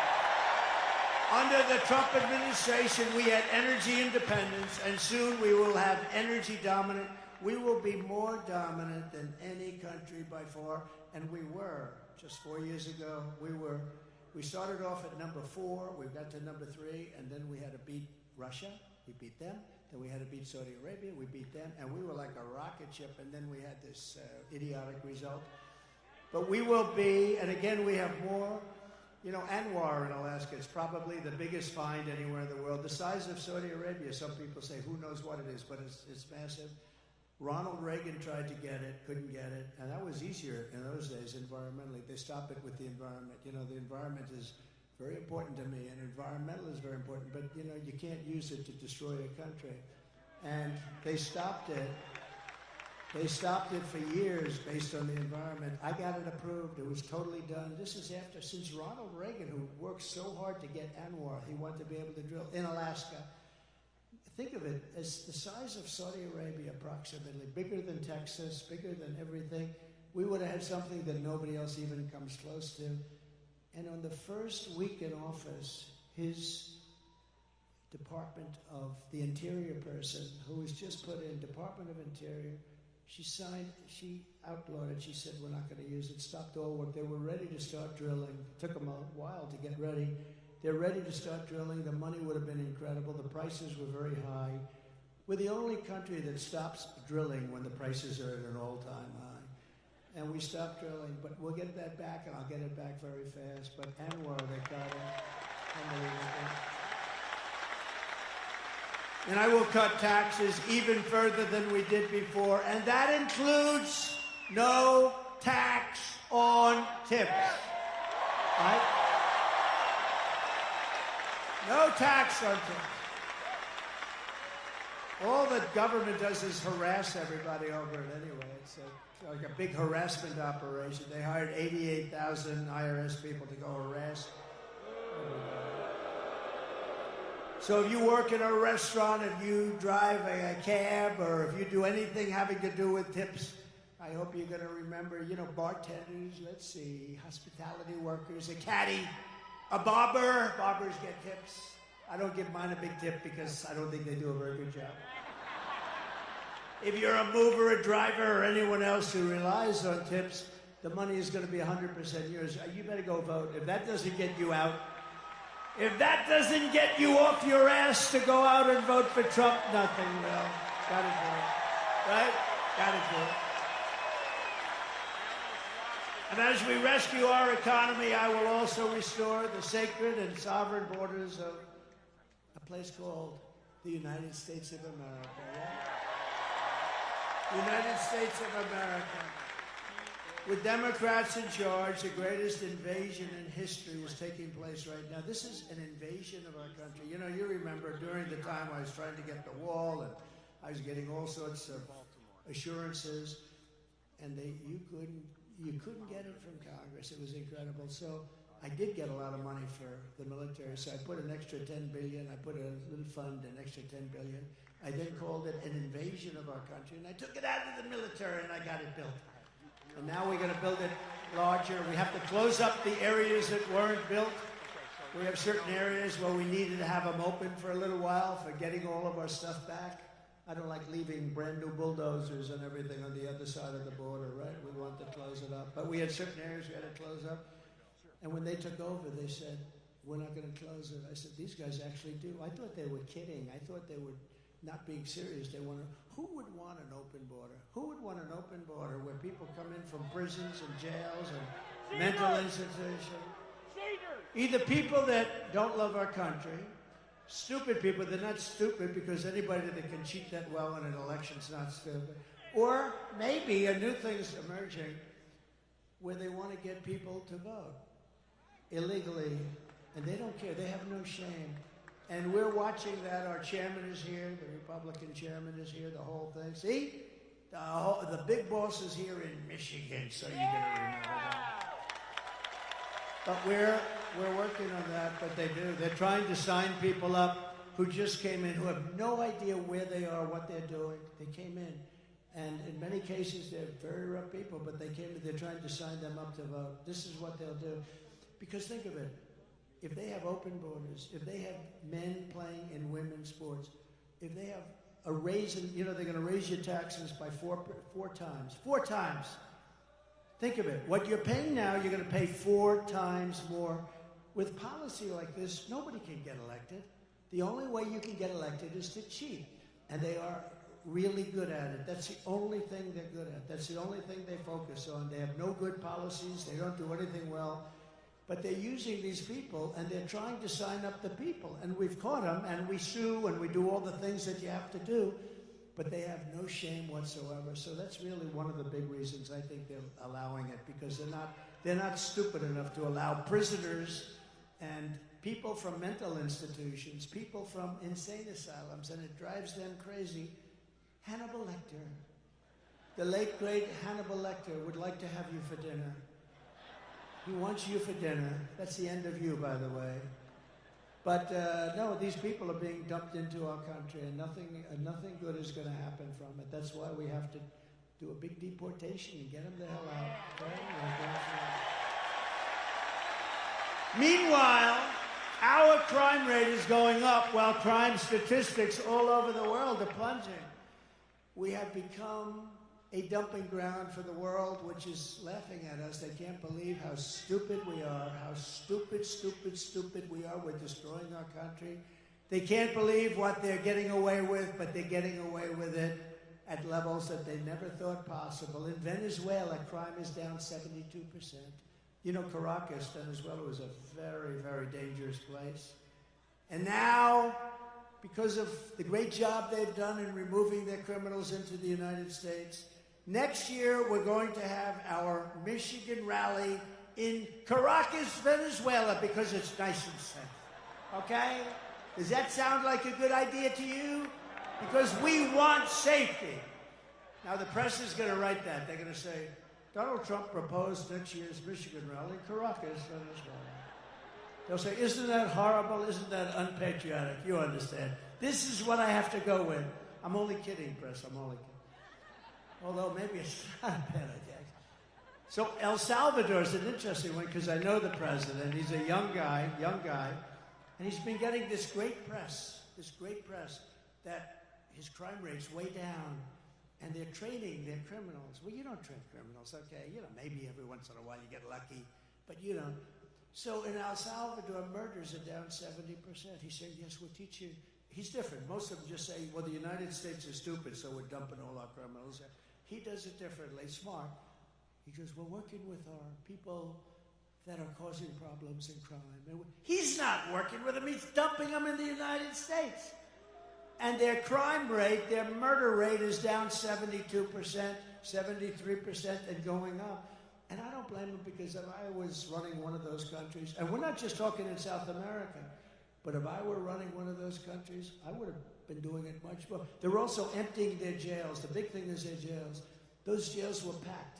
Now all of a sudden it's like, oh, isn't this wonderful? They're doing such a wonderful job. They're dumping their criminals into the United States of America, and we're not going to take it anymore. Stupid people.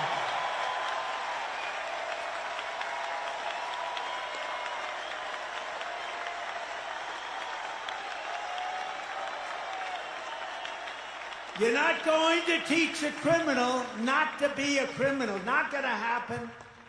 And you don't have the time, you don't have the energy, because you have to do other things. That is why, as soon as I take the oath of office, we will begin the largest deportation operation in the history of our country, even larger than that of President Dwight D. Eisenhower many years ago. He was a big deportation person. Under the radical left Democrats, Michigan communities are being overrun with migrant crime. You know that better than anybody, right? Does everybody agree? It's being unbelievable. In Oakland County, criminal squads of illegal alien gang members are hiding in the trees and breaking into Michigan homes after dark, looting them for jewelry, purses. They're taking the women's purses right out of their bedrooms. Electronics, cash, they're stealing, they're robbing the houses. Earlier this year in Kent County. Does anybody live in Kent County here? Sounds good to me, but you're not going to like this. A sadistic illegal alien, of which there are many criminals, was sentenced for executing a 22-year-old Grand Rapids woman while she was in her car with her 1-year-old baby, shooting her at least 5 times with a rifle at point-blank range, while the killer was wanted on an outstanding warrant for attempted strangulation of another woman. When I return to the White House, we will stop the plunder, rape, slaughter, and destruction of our American suburbs, cities, and towns. We will shut down deadly sanctuary cities. We're not going to have them anymore. And we will shift massive portions of federal law enforcement to immigration enforcement. We're going to get the bad ones out. We're going to get them out immediately. It's not going to take long. We're going to rely on law enforcement, and we're going to give law enforcement back their dignity, respect, and power so they're allowed to protect you.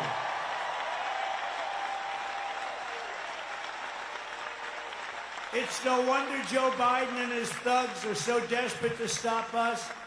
They know that we are the only ones who can stop them. We're the only ones. You know, we talk about Biden like he's a feeble old guy, and he is. He is. But it's the people that surround him. I mean, he's perfect for them. This is the fascists and communists and some bad people surround him. I know just about all of them. I can tell you about all of them. Did you hear about our big victory in Florida last week? Did you hear? We won the big case. We're going to take down Trump. We're going to take down Trump. No, when you have a great court system, when you have honorable judges, people that really love the country, good things can happen. But we won that case in its entirety. That was the one. That's going to take them down. They've been saying that for, what, 8 years now, right? And here we are leading in every poll. We got to get it close. You got it close. You got it close. We don't want to talk too much. I always say, if we win, because I don't like saying when we win, because they cheat like hell. So, if we win. But we got to get it close. We're close. 4 months. But you know what 4 months is in this racket? Like an eternity. 4 months is like an eternity, but we're leading by a lot, not just by a little. We're leading every state, every important swing state by a lot, and we're leading nationally by a lot, but we got to get it close.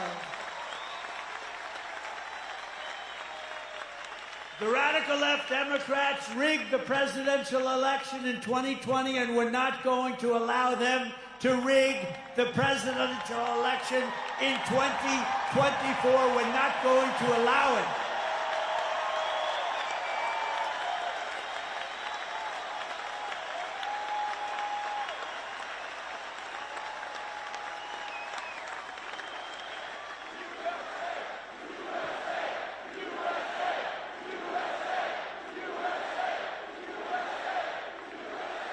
Every time the radical left Democrats, Marxists, communists, and fascists indict me, I consider it a great badge of honor. You know, I've been indicted more than the legendary Alphonse Capone, Scarface. He was a tough man. See that guy right there? Ultra MAGA. You're Ultra MAGA. He's tough as hell. But if Alphonse didn't like you, you would be in the foundation of a building rising someplace in your great state, right? He was not. He was a tough cookie, this guy. I got indicted more than Alphonse Capone. Think of it. My parents are looking down. I had wonderful parents. They never saw this for me. They never saw. Let's see. I'm voting for. Oh, I don't want to even read that one. Thank you. Thank you. I appreciate it. But I'm being indicted for you. Don't worry about these fake indictments. These aren't indictments. These are Biden indictments. These are a sick, weak, pathetic man who can't run an election. So he indicts his opponent thinking that's going to win. And in many cases it would. You know, third world countries do this a lot. Banana republics do it a lot. We've never done it. And we're going to teach them why they can never do it again. Because it's actually hard to believe. It's actually driven our poll numbers way up. And then we had the debate. Did anybody watch the debate? Poll. Who won the debate? Biden or Trump? Poll, free poll. I just saved $300,000. Isn't this something these pollsters, they go, oh, I have Tony Fabrizio and McLaughlin back there, I gotta be careful. But I just saved $300,000 doing that poll. They interview like 97 people have been interviewed. And Trump is leading by a little smidgen. I got 25,000 people here or something. They got so many people outside. I wish we could include them. I'd love to get them in. Would anybody like to leave now and let the other people go? That's not nice. Never forget, our enemies want to take away my freedom because I will never let them take away your freedom. They want to silence me because I will never let them silence you. And in the end, they're not after me, they're after you. I just happen to be standing in their way, and I always will. Right? I always will, fellas.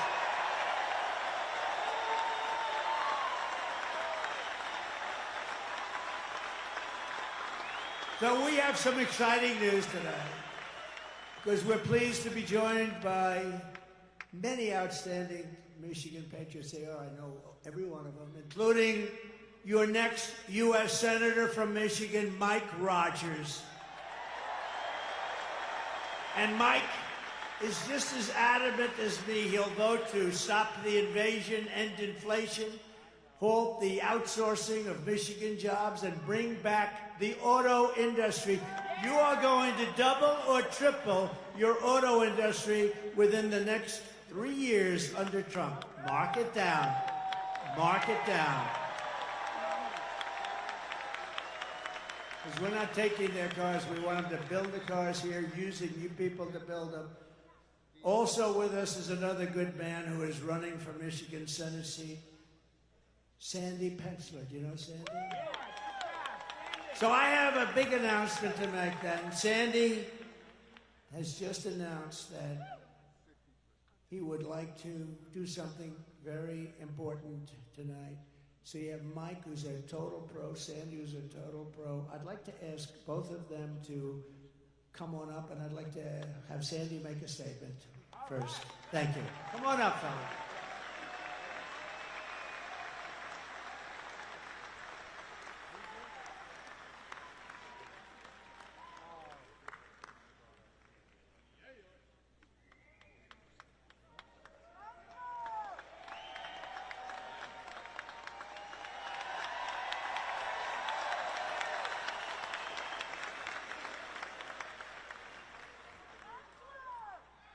Thank you, Mr. President.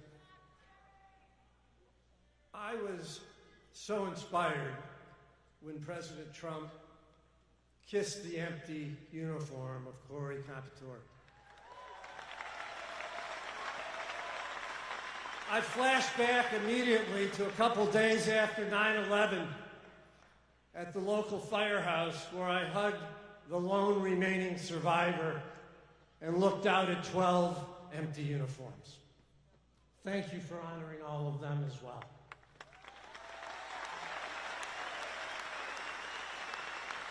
My campaign was always about making America better. The best way to do that is to enact President Trump's policies. Let's go Trump! Let's go Trump! To do that, we need control of the Senate. A divisive, continued primary effort hurts the chances of that, and that's not okay. So tonight, I'm doing the right thing and ceasing my Senate candidacy. No, it's not an aha, it's the right thing. President Trump endorsed Mike Rogers. Tonight, so am I.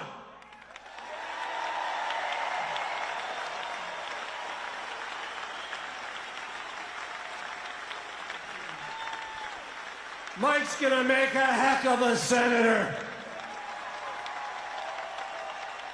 So I want you guys to look around the room tonight, because everything goes through Michigan.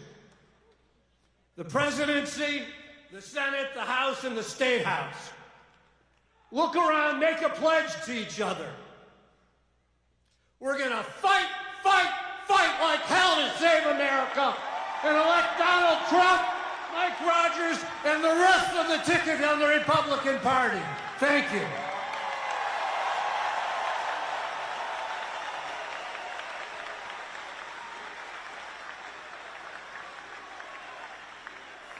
Thank you, Sandy. I am honored to have you stand with us and all Republicans to win the state of Michigan. Thank you for your courage. Thank you for your leadership. You're going to be an important voice going forward in our party in Michigan. And Mr. President, I want to say this, as a former law enforcement guy, it wasn't that the bullet took you to the ground. It was the fact that you got back up for America.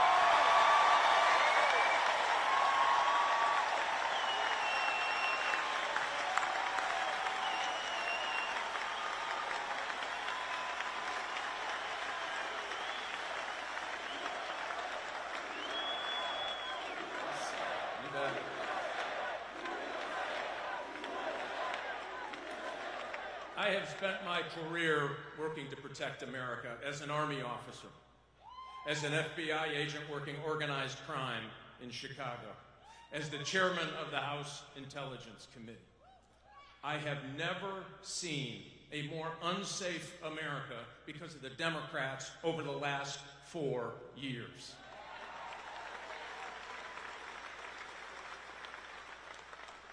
Here's the good news, Mr. President. You will have a partner in the United States Senate that will bring manufacturing back to Michigan. We are the arsenal of democracy. We will be again in this great state.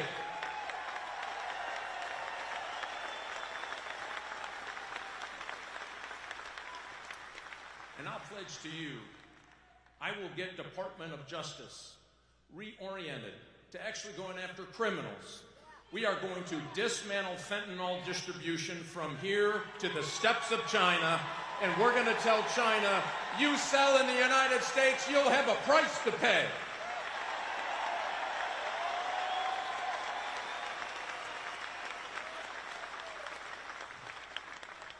Mr. President, I'll guarantee you this as well. With your leadership, winning the state of Michigan, winning for the United States, putting America back in Washington, D.C. versus Washington, D.C. and the rest of America, we will make America respected again. We will bring back law and order again. We will make America safe again. Let's flip the Senate. Let's elect Donald J. Trump and Mike Rogers to the Senate, and let's get busy. Thanks.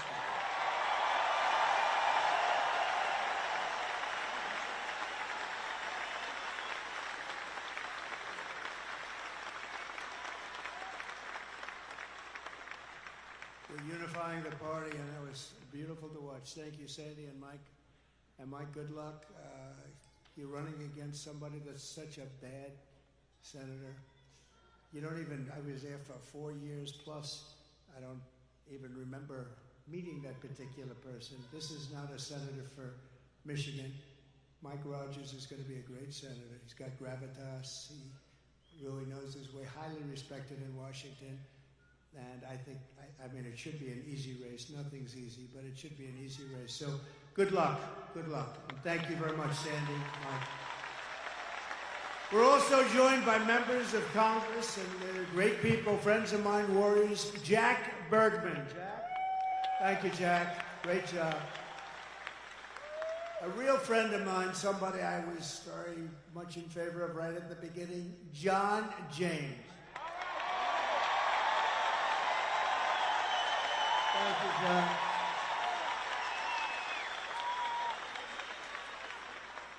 A warrior, somebody who helped me do a lot of different things. He gets things done. Bill Heisinger.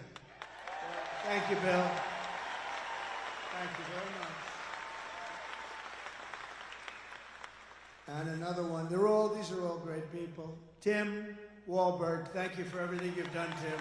You've been unbelievable. Always there for me, right? Always there. And a man from a slightly different location, a little bit down. You're not going to get there with an electric car, but unless you want to stop a few times. But he comes from a state known as Florida, a great place, and he's so respected. He's such an incredible man. Brian Mast. Yeah. Thank you. Thank you, Brian. Ah, Brian. Thank you, Brian. What a guy he is. He's a warrior. He's a real warrior. Thank you, Brian. Michigan House Republican leader, Matt Hall. Thank you, Matt. Good job you're doing, Matt. Are we going to win, Matt? Will you please make sure? We need these local ones, right? That's right. Michigan Senate Republican leader, Eric Nesbitt. Thank you, Eric. Great. Thank you. Good job. A congressional candidate who I hear is doing very well, Tom Barrett. Tom, get in there and win. Good. A friend of mine who was really brave, ran a tough race. It's amazing, actually. Really did well. Her father was a very special guy who was in the steel industry, and he passed away. A battle with cancer, a long time battle, but he was fantastic. And I got to know them both very well. She's a terrific woman. Tudor Dixon.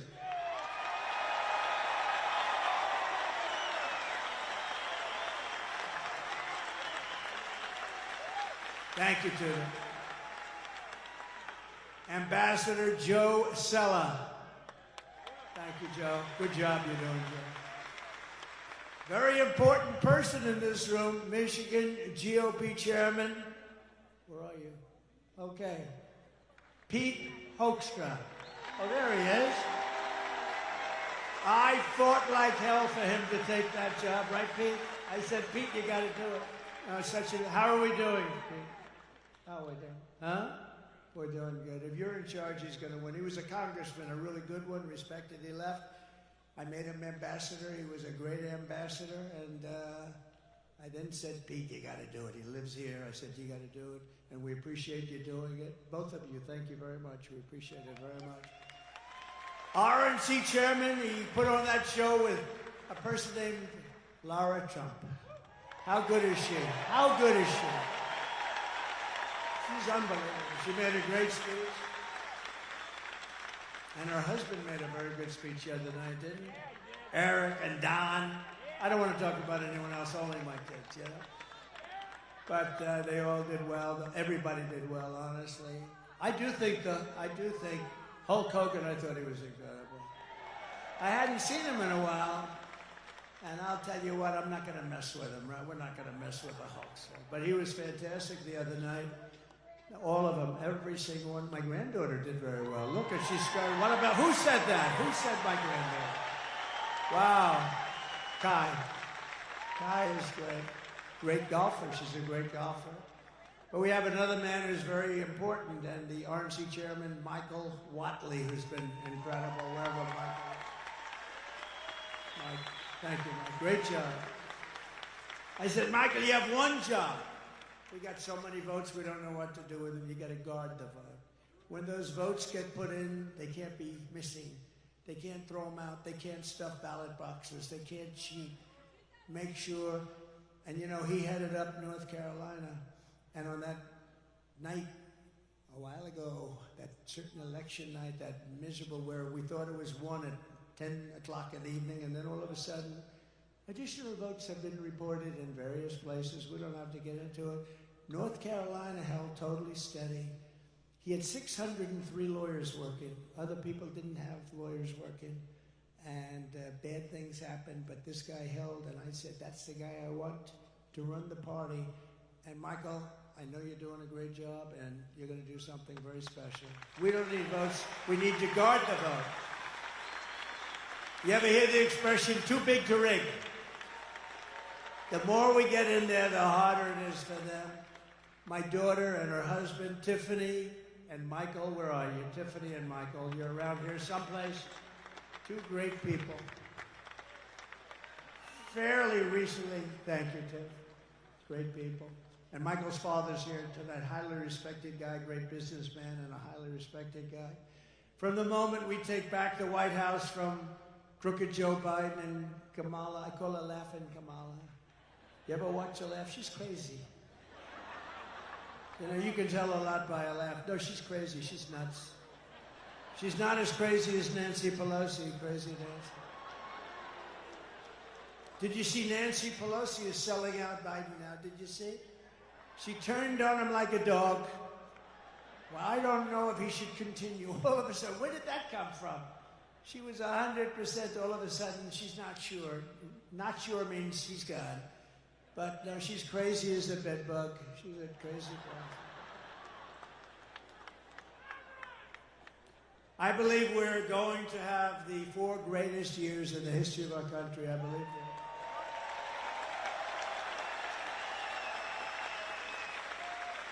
And I believe that Michigan is going to have the greatest of all of any of the states, because I'm going to bring back your auto industry. I'm not going to take this.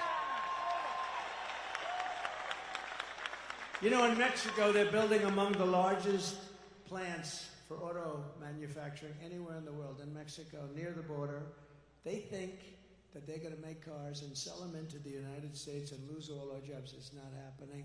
And you know who owns those plants? China! China owns them. And we're not letting it happen. We'll put 200% tariffs on, 400, I don't care what would. Whoever is building your plants, we're not allowing any of those cars to come into the United States, okay? We're telling that to Mexico right now. You want to build those plants? A friend of mine who builds plants, that's all he can do. He's a great guy, but his strength is plants. If you say walk across the street, he's not that good at it. But to build a plant, he has no problem. He builds a great auto plant. So I said, I'd like to see one. Take me. He goes, well, we'll have to go to Mexico. I said, what about the United States? No, not so much. He goes, they're actually some of the biggest in the world being built right now in Mexico. I said, this happened over the last couple of years with this stupid president that we have. Stupid. He's a stupid person. And I can say it because, you know, once he weaponized justice, you know, I would never talk about a president like that. Once he weaponized justice against me, I said, oh, wow, that's really incredible. That's never been done before. I can do it. And I'm knocking him out. But sometimes you have crooked judges. We have some real crooked judges, too.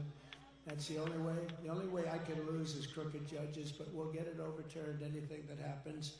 But once he weaponized, I wouldn't talk that way. In fact, before this happened, before he did this, I treated him, not nicely, but I treated him with far more respect than I do right now. It's one of those things. But we can't let these companies come in and steal our wealth, steal our jobs, destroy our companies, and end up building it 10 miles across the border and think we're going to allow them to get away with it. We're not. They have to build it over here, and they have to use our people. So it's going to happen. And Michigan will benefit more than any state in the union because they stole your auto industry, and we're going to bring it back, and it's going to be at a level that it was in its height. Okay? You hear that, John James? You hear that? We're going to put John James in charge.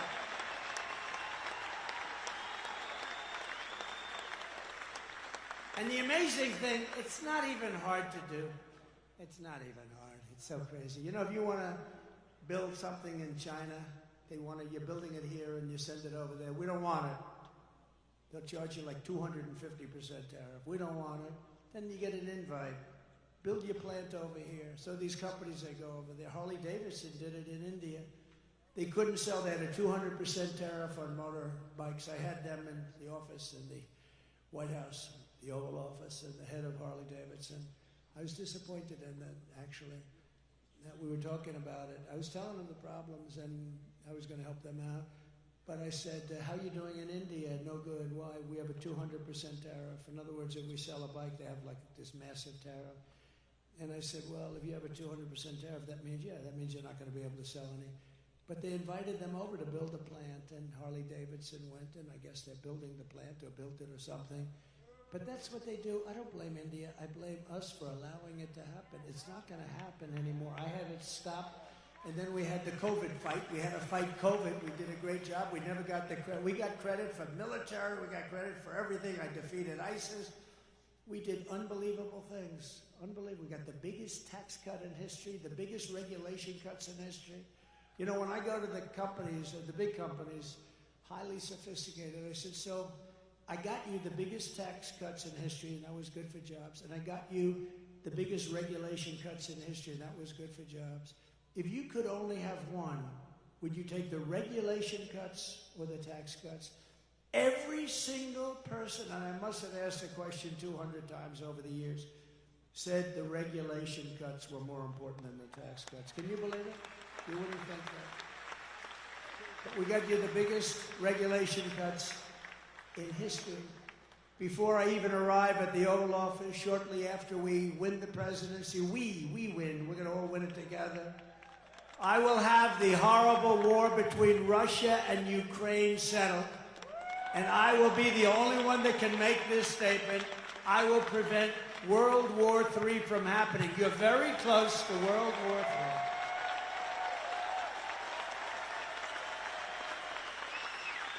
If I was president, the Afghanistan disaster, which probably caused Putin to go in, by the way, he wouldn't have gone in with me. He would have never gone in with me. And he didn't.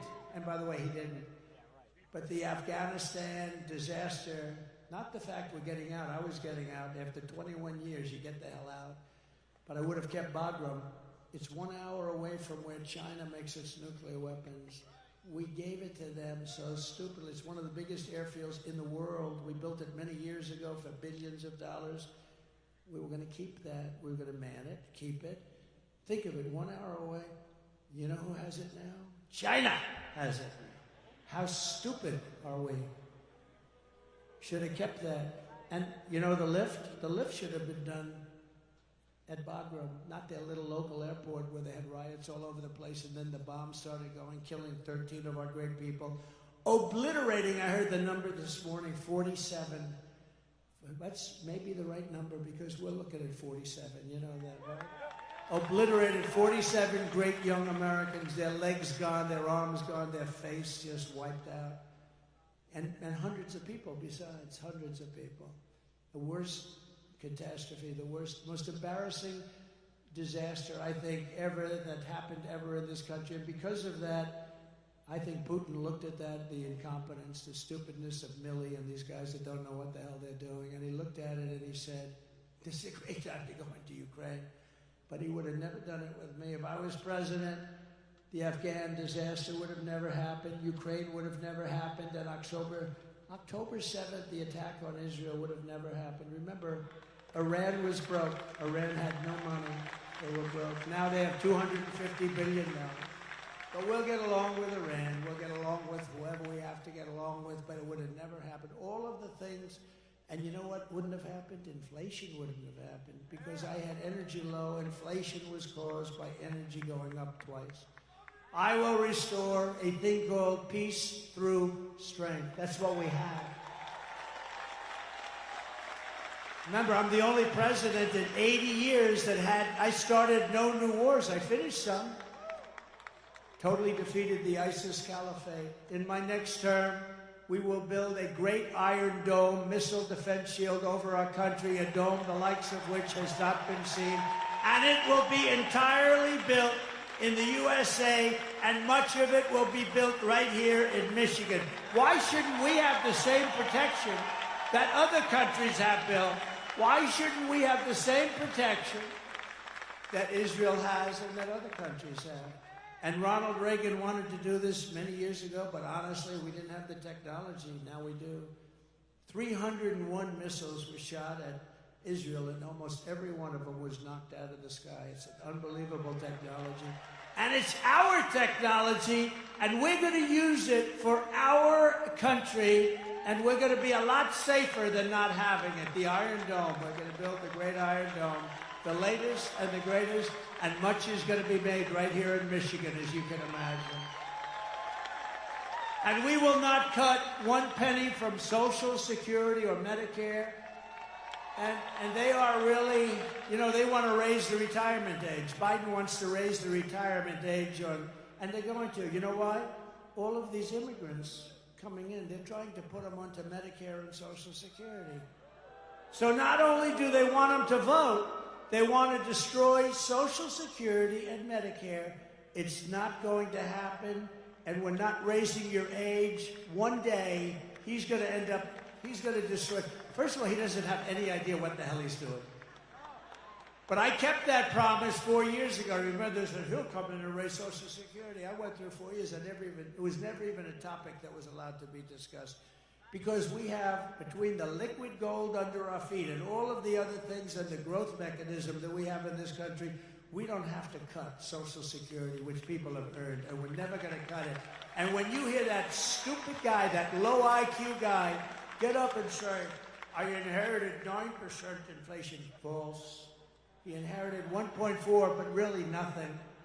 And when he says, he's going to raise Social Security, no, false. He's going to raise it because he's stupid. That's why he's going to raise it. Don't believe it.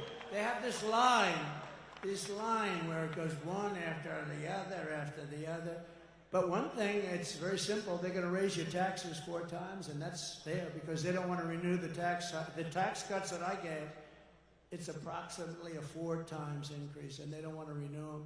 But you can't believe these people when they get up. Biden and I watched Camilla the other day, brilliantly put on Fox. I don't know why Fox does it. Please, Fox, will you please get smart? Will you please get smart? And she's ranting, he is going to destroy Social Security. He's going to destroy Medicare. He's going to destroy this. I mean, just made up. It's just sound bites. It's disinformation. That's the other thing they're good at. They say anything they want to say. I am going to protect your Social Security. We're not going to be raising the number of years. We're not going to raise it by 1 day, let alone 1 year or 5 years or 10 years like some stupid people want to do.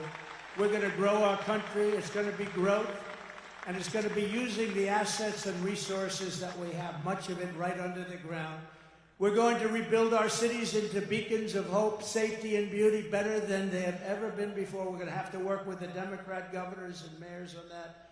But our cities are just horribly run. And then we have our capital, our beautiful capital in Washington, D.C.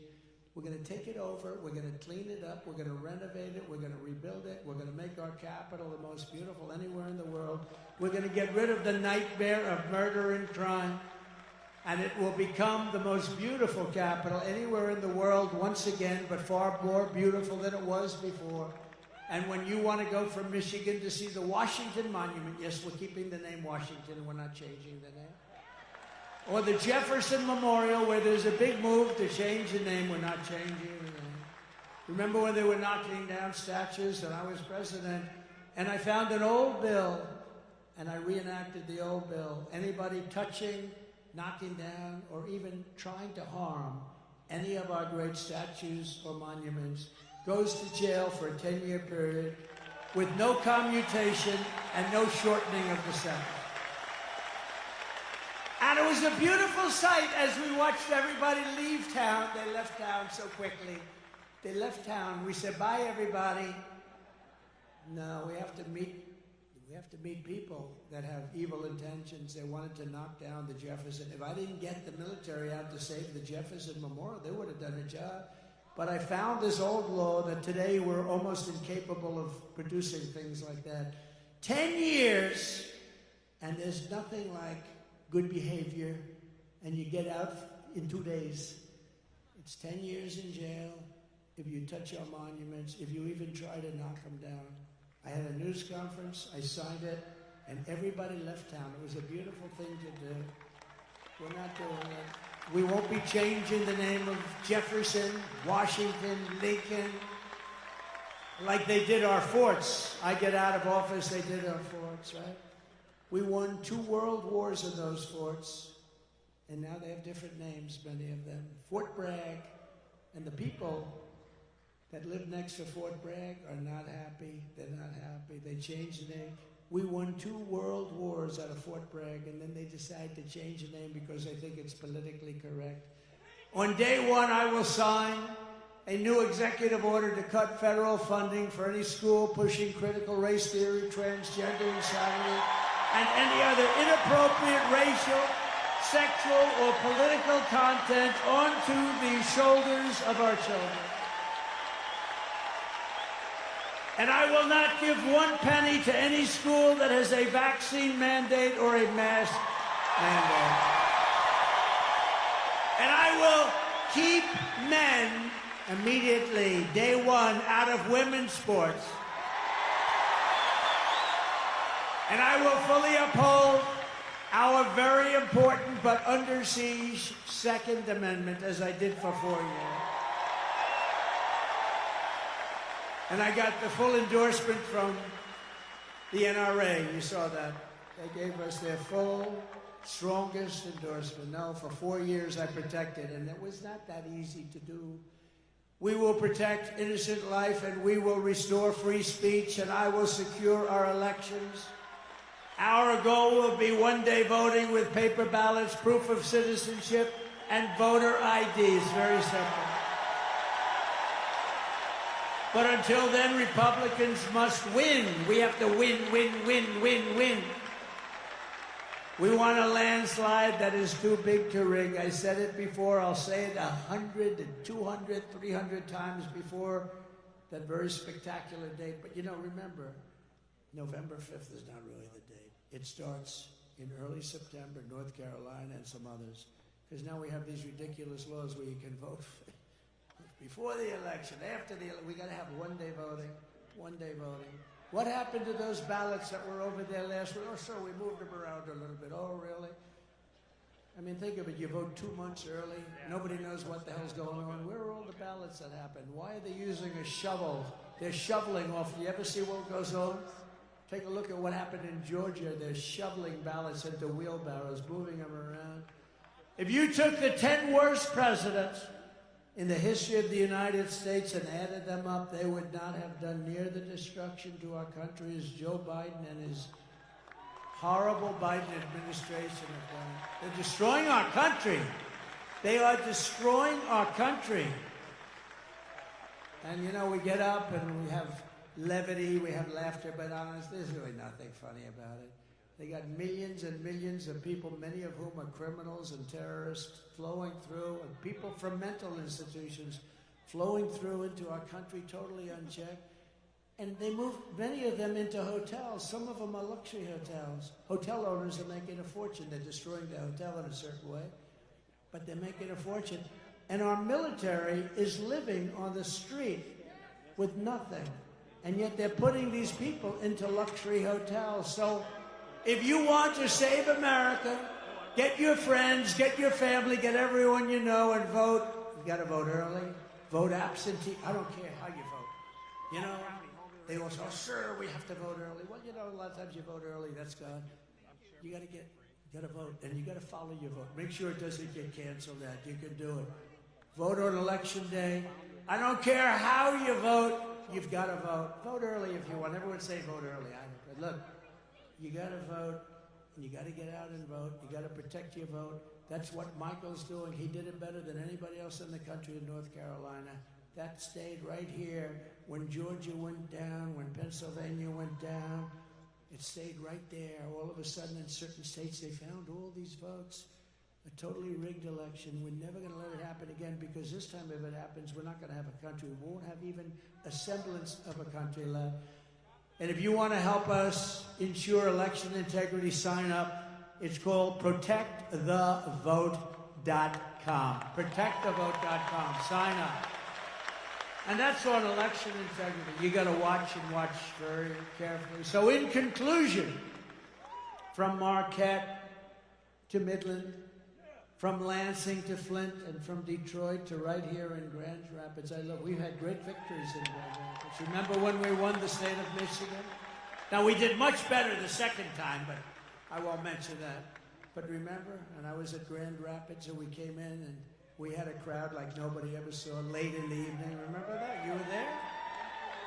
And we had a crowd like nobody's ever seen before. I said, why would we lose Michigan? And we ended up winning Michigan. I was right. Actually, Bill Clinton told Hillary that he was in Michigan. You're going to lose. You know, he's a good politician. You got a natural instinct. He said, you're going to lose Michigan. You're going to lose Wisconsin. They said, whoa, why are we listening to this man tell us this? And he was right. Wisconsin and Michigan. I said, why are we going to lose? We had 49,000 people show up. She had like 300 people show up. I said, why are we going to lose?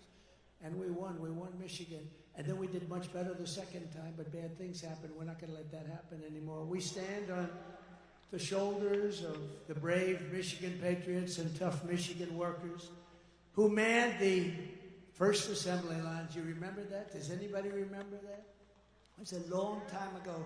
Anybody remembers that? They're extremely old. Is there anybody that wants to admit?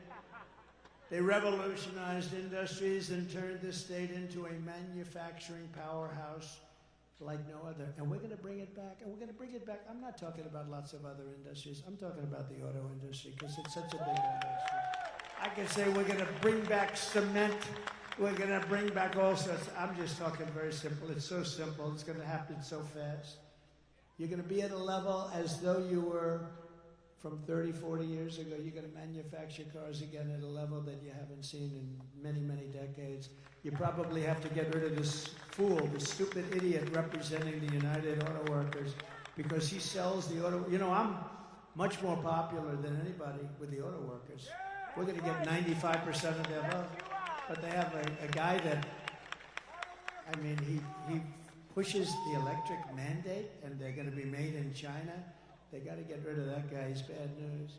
Your Michigan ancestors gave us Motown, the Mustang, and the might of the American Midwest, and it really is a might. They forged the steel, laid the railroads, tilled the fields, fought the battles, and won the victories that made America into the greatest and most powerful nation in the history of the world. It's true. It was the most powerful. But now we are a nation in decline, and it's a very serious decline. We are a failing nation. We are a nation run by fools and stupid people. We're a nation that has lost its confidence, its willpower, and its strength. We're a nation that has lost its way. but we are not going to allow this horror to continue. We're not going to let it happen. Less than 4 years ago, we were a great nation, and we will soon be a great nation again.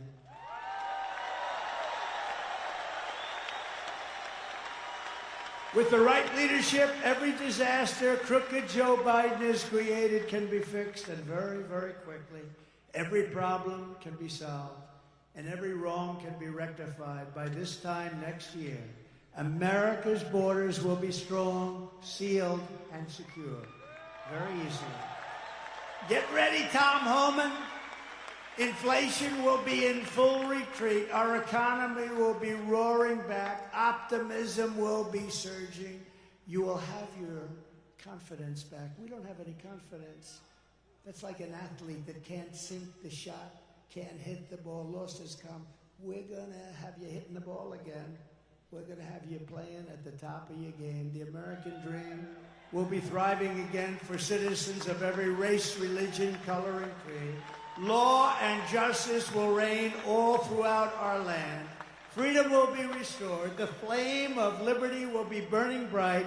Crooked Joe Biden, the worst president in the history of our country, will be a fading memory of the past, and our great silent majority, including the once forgotten men and women of our country, will be the one shaping America's magnificent future when I am the 47th president of the United States of America.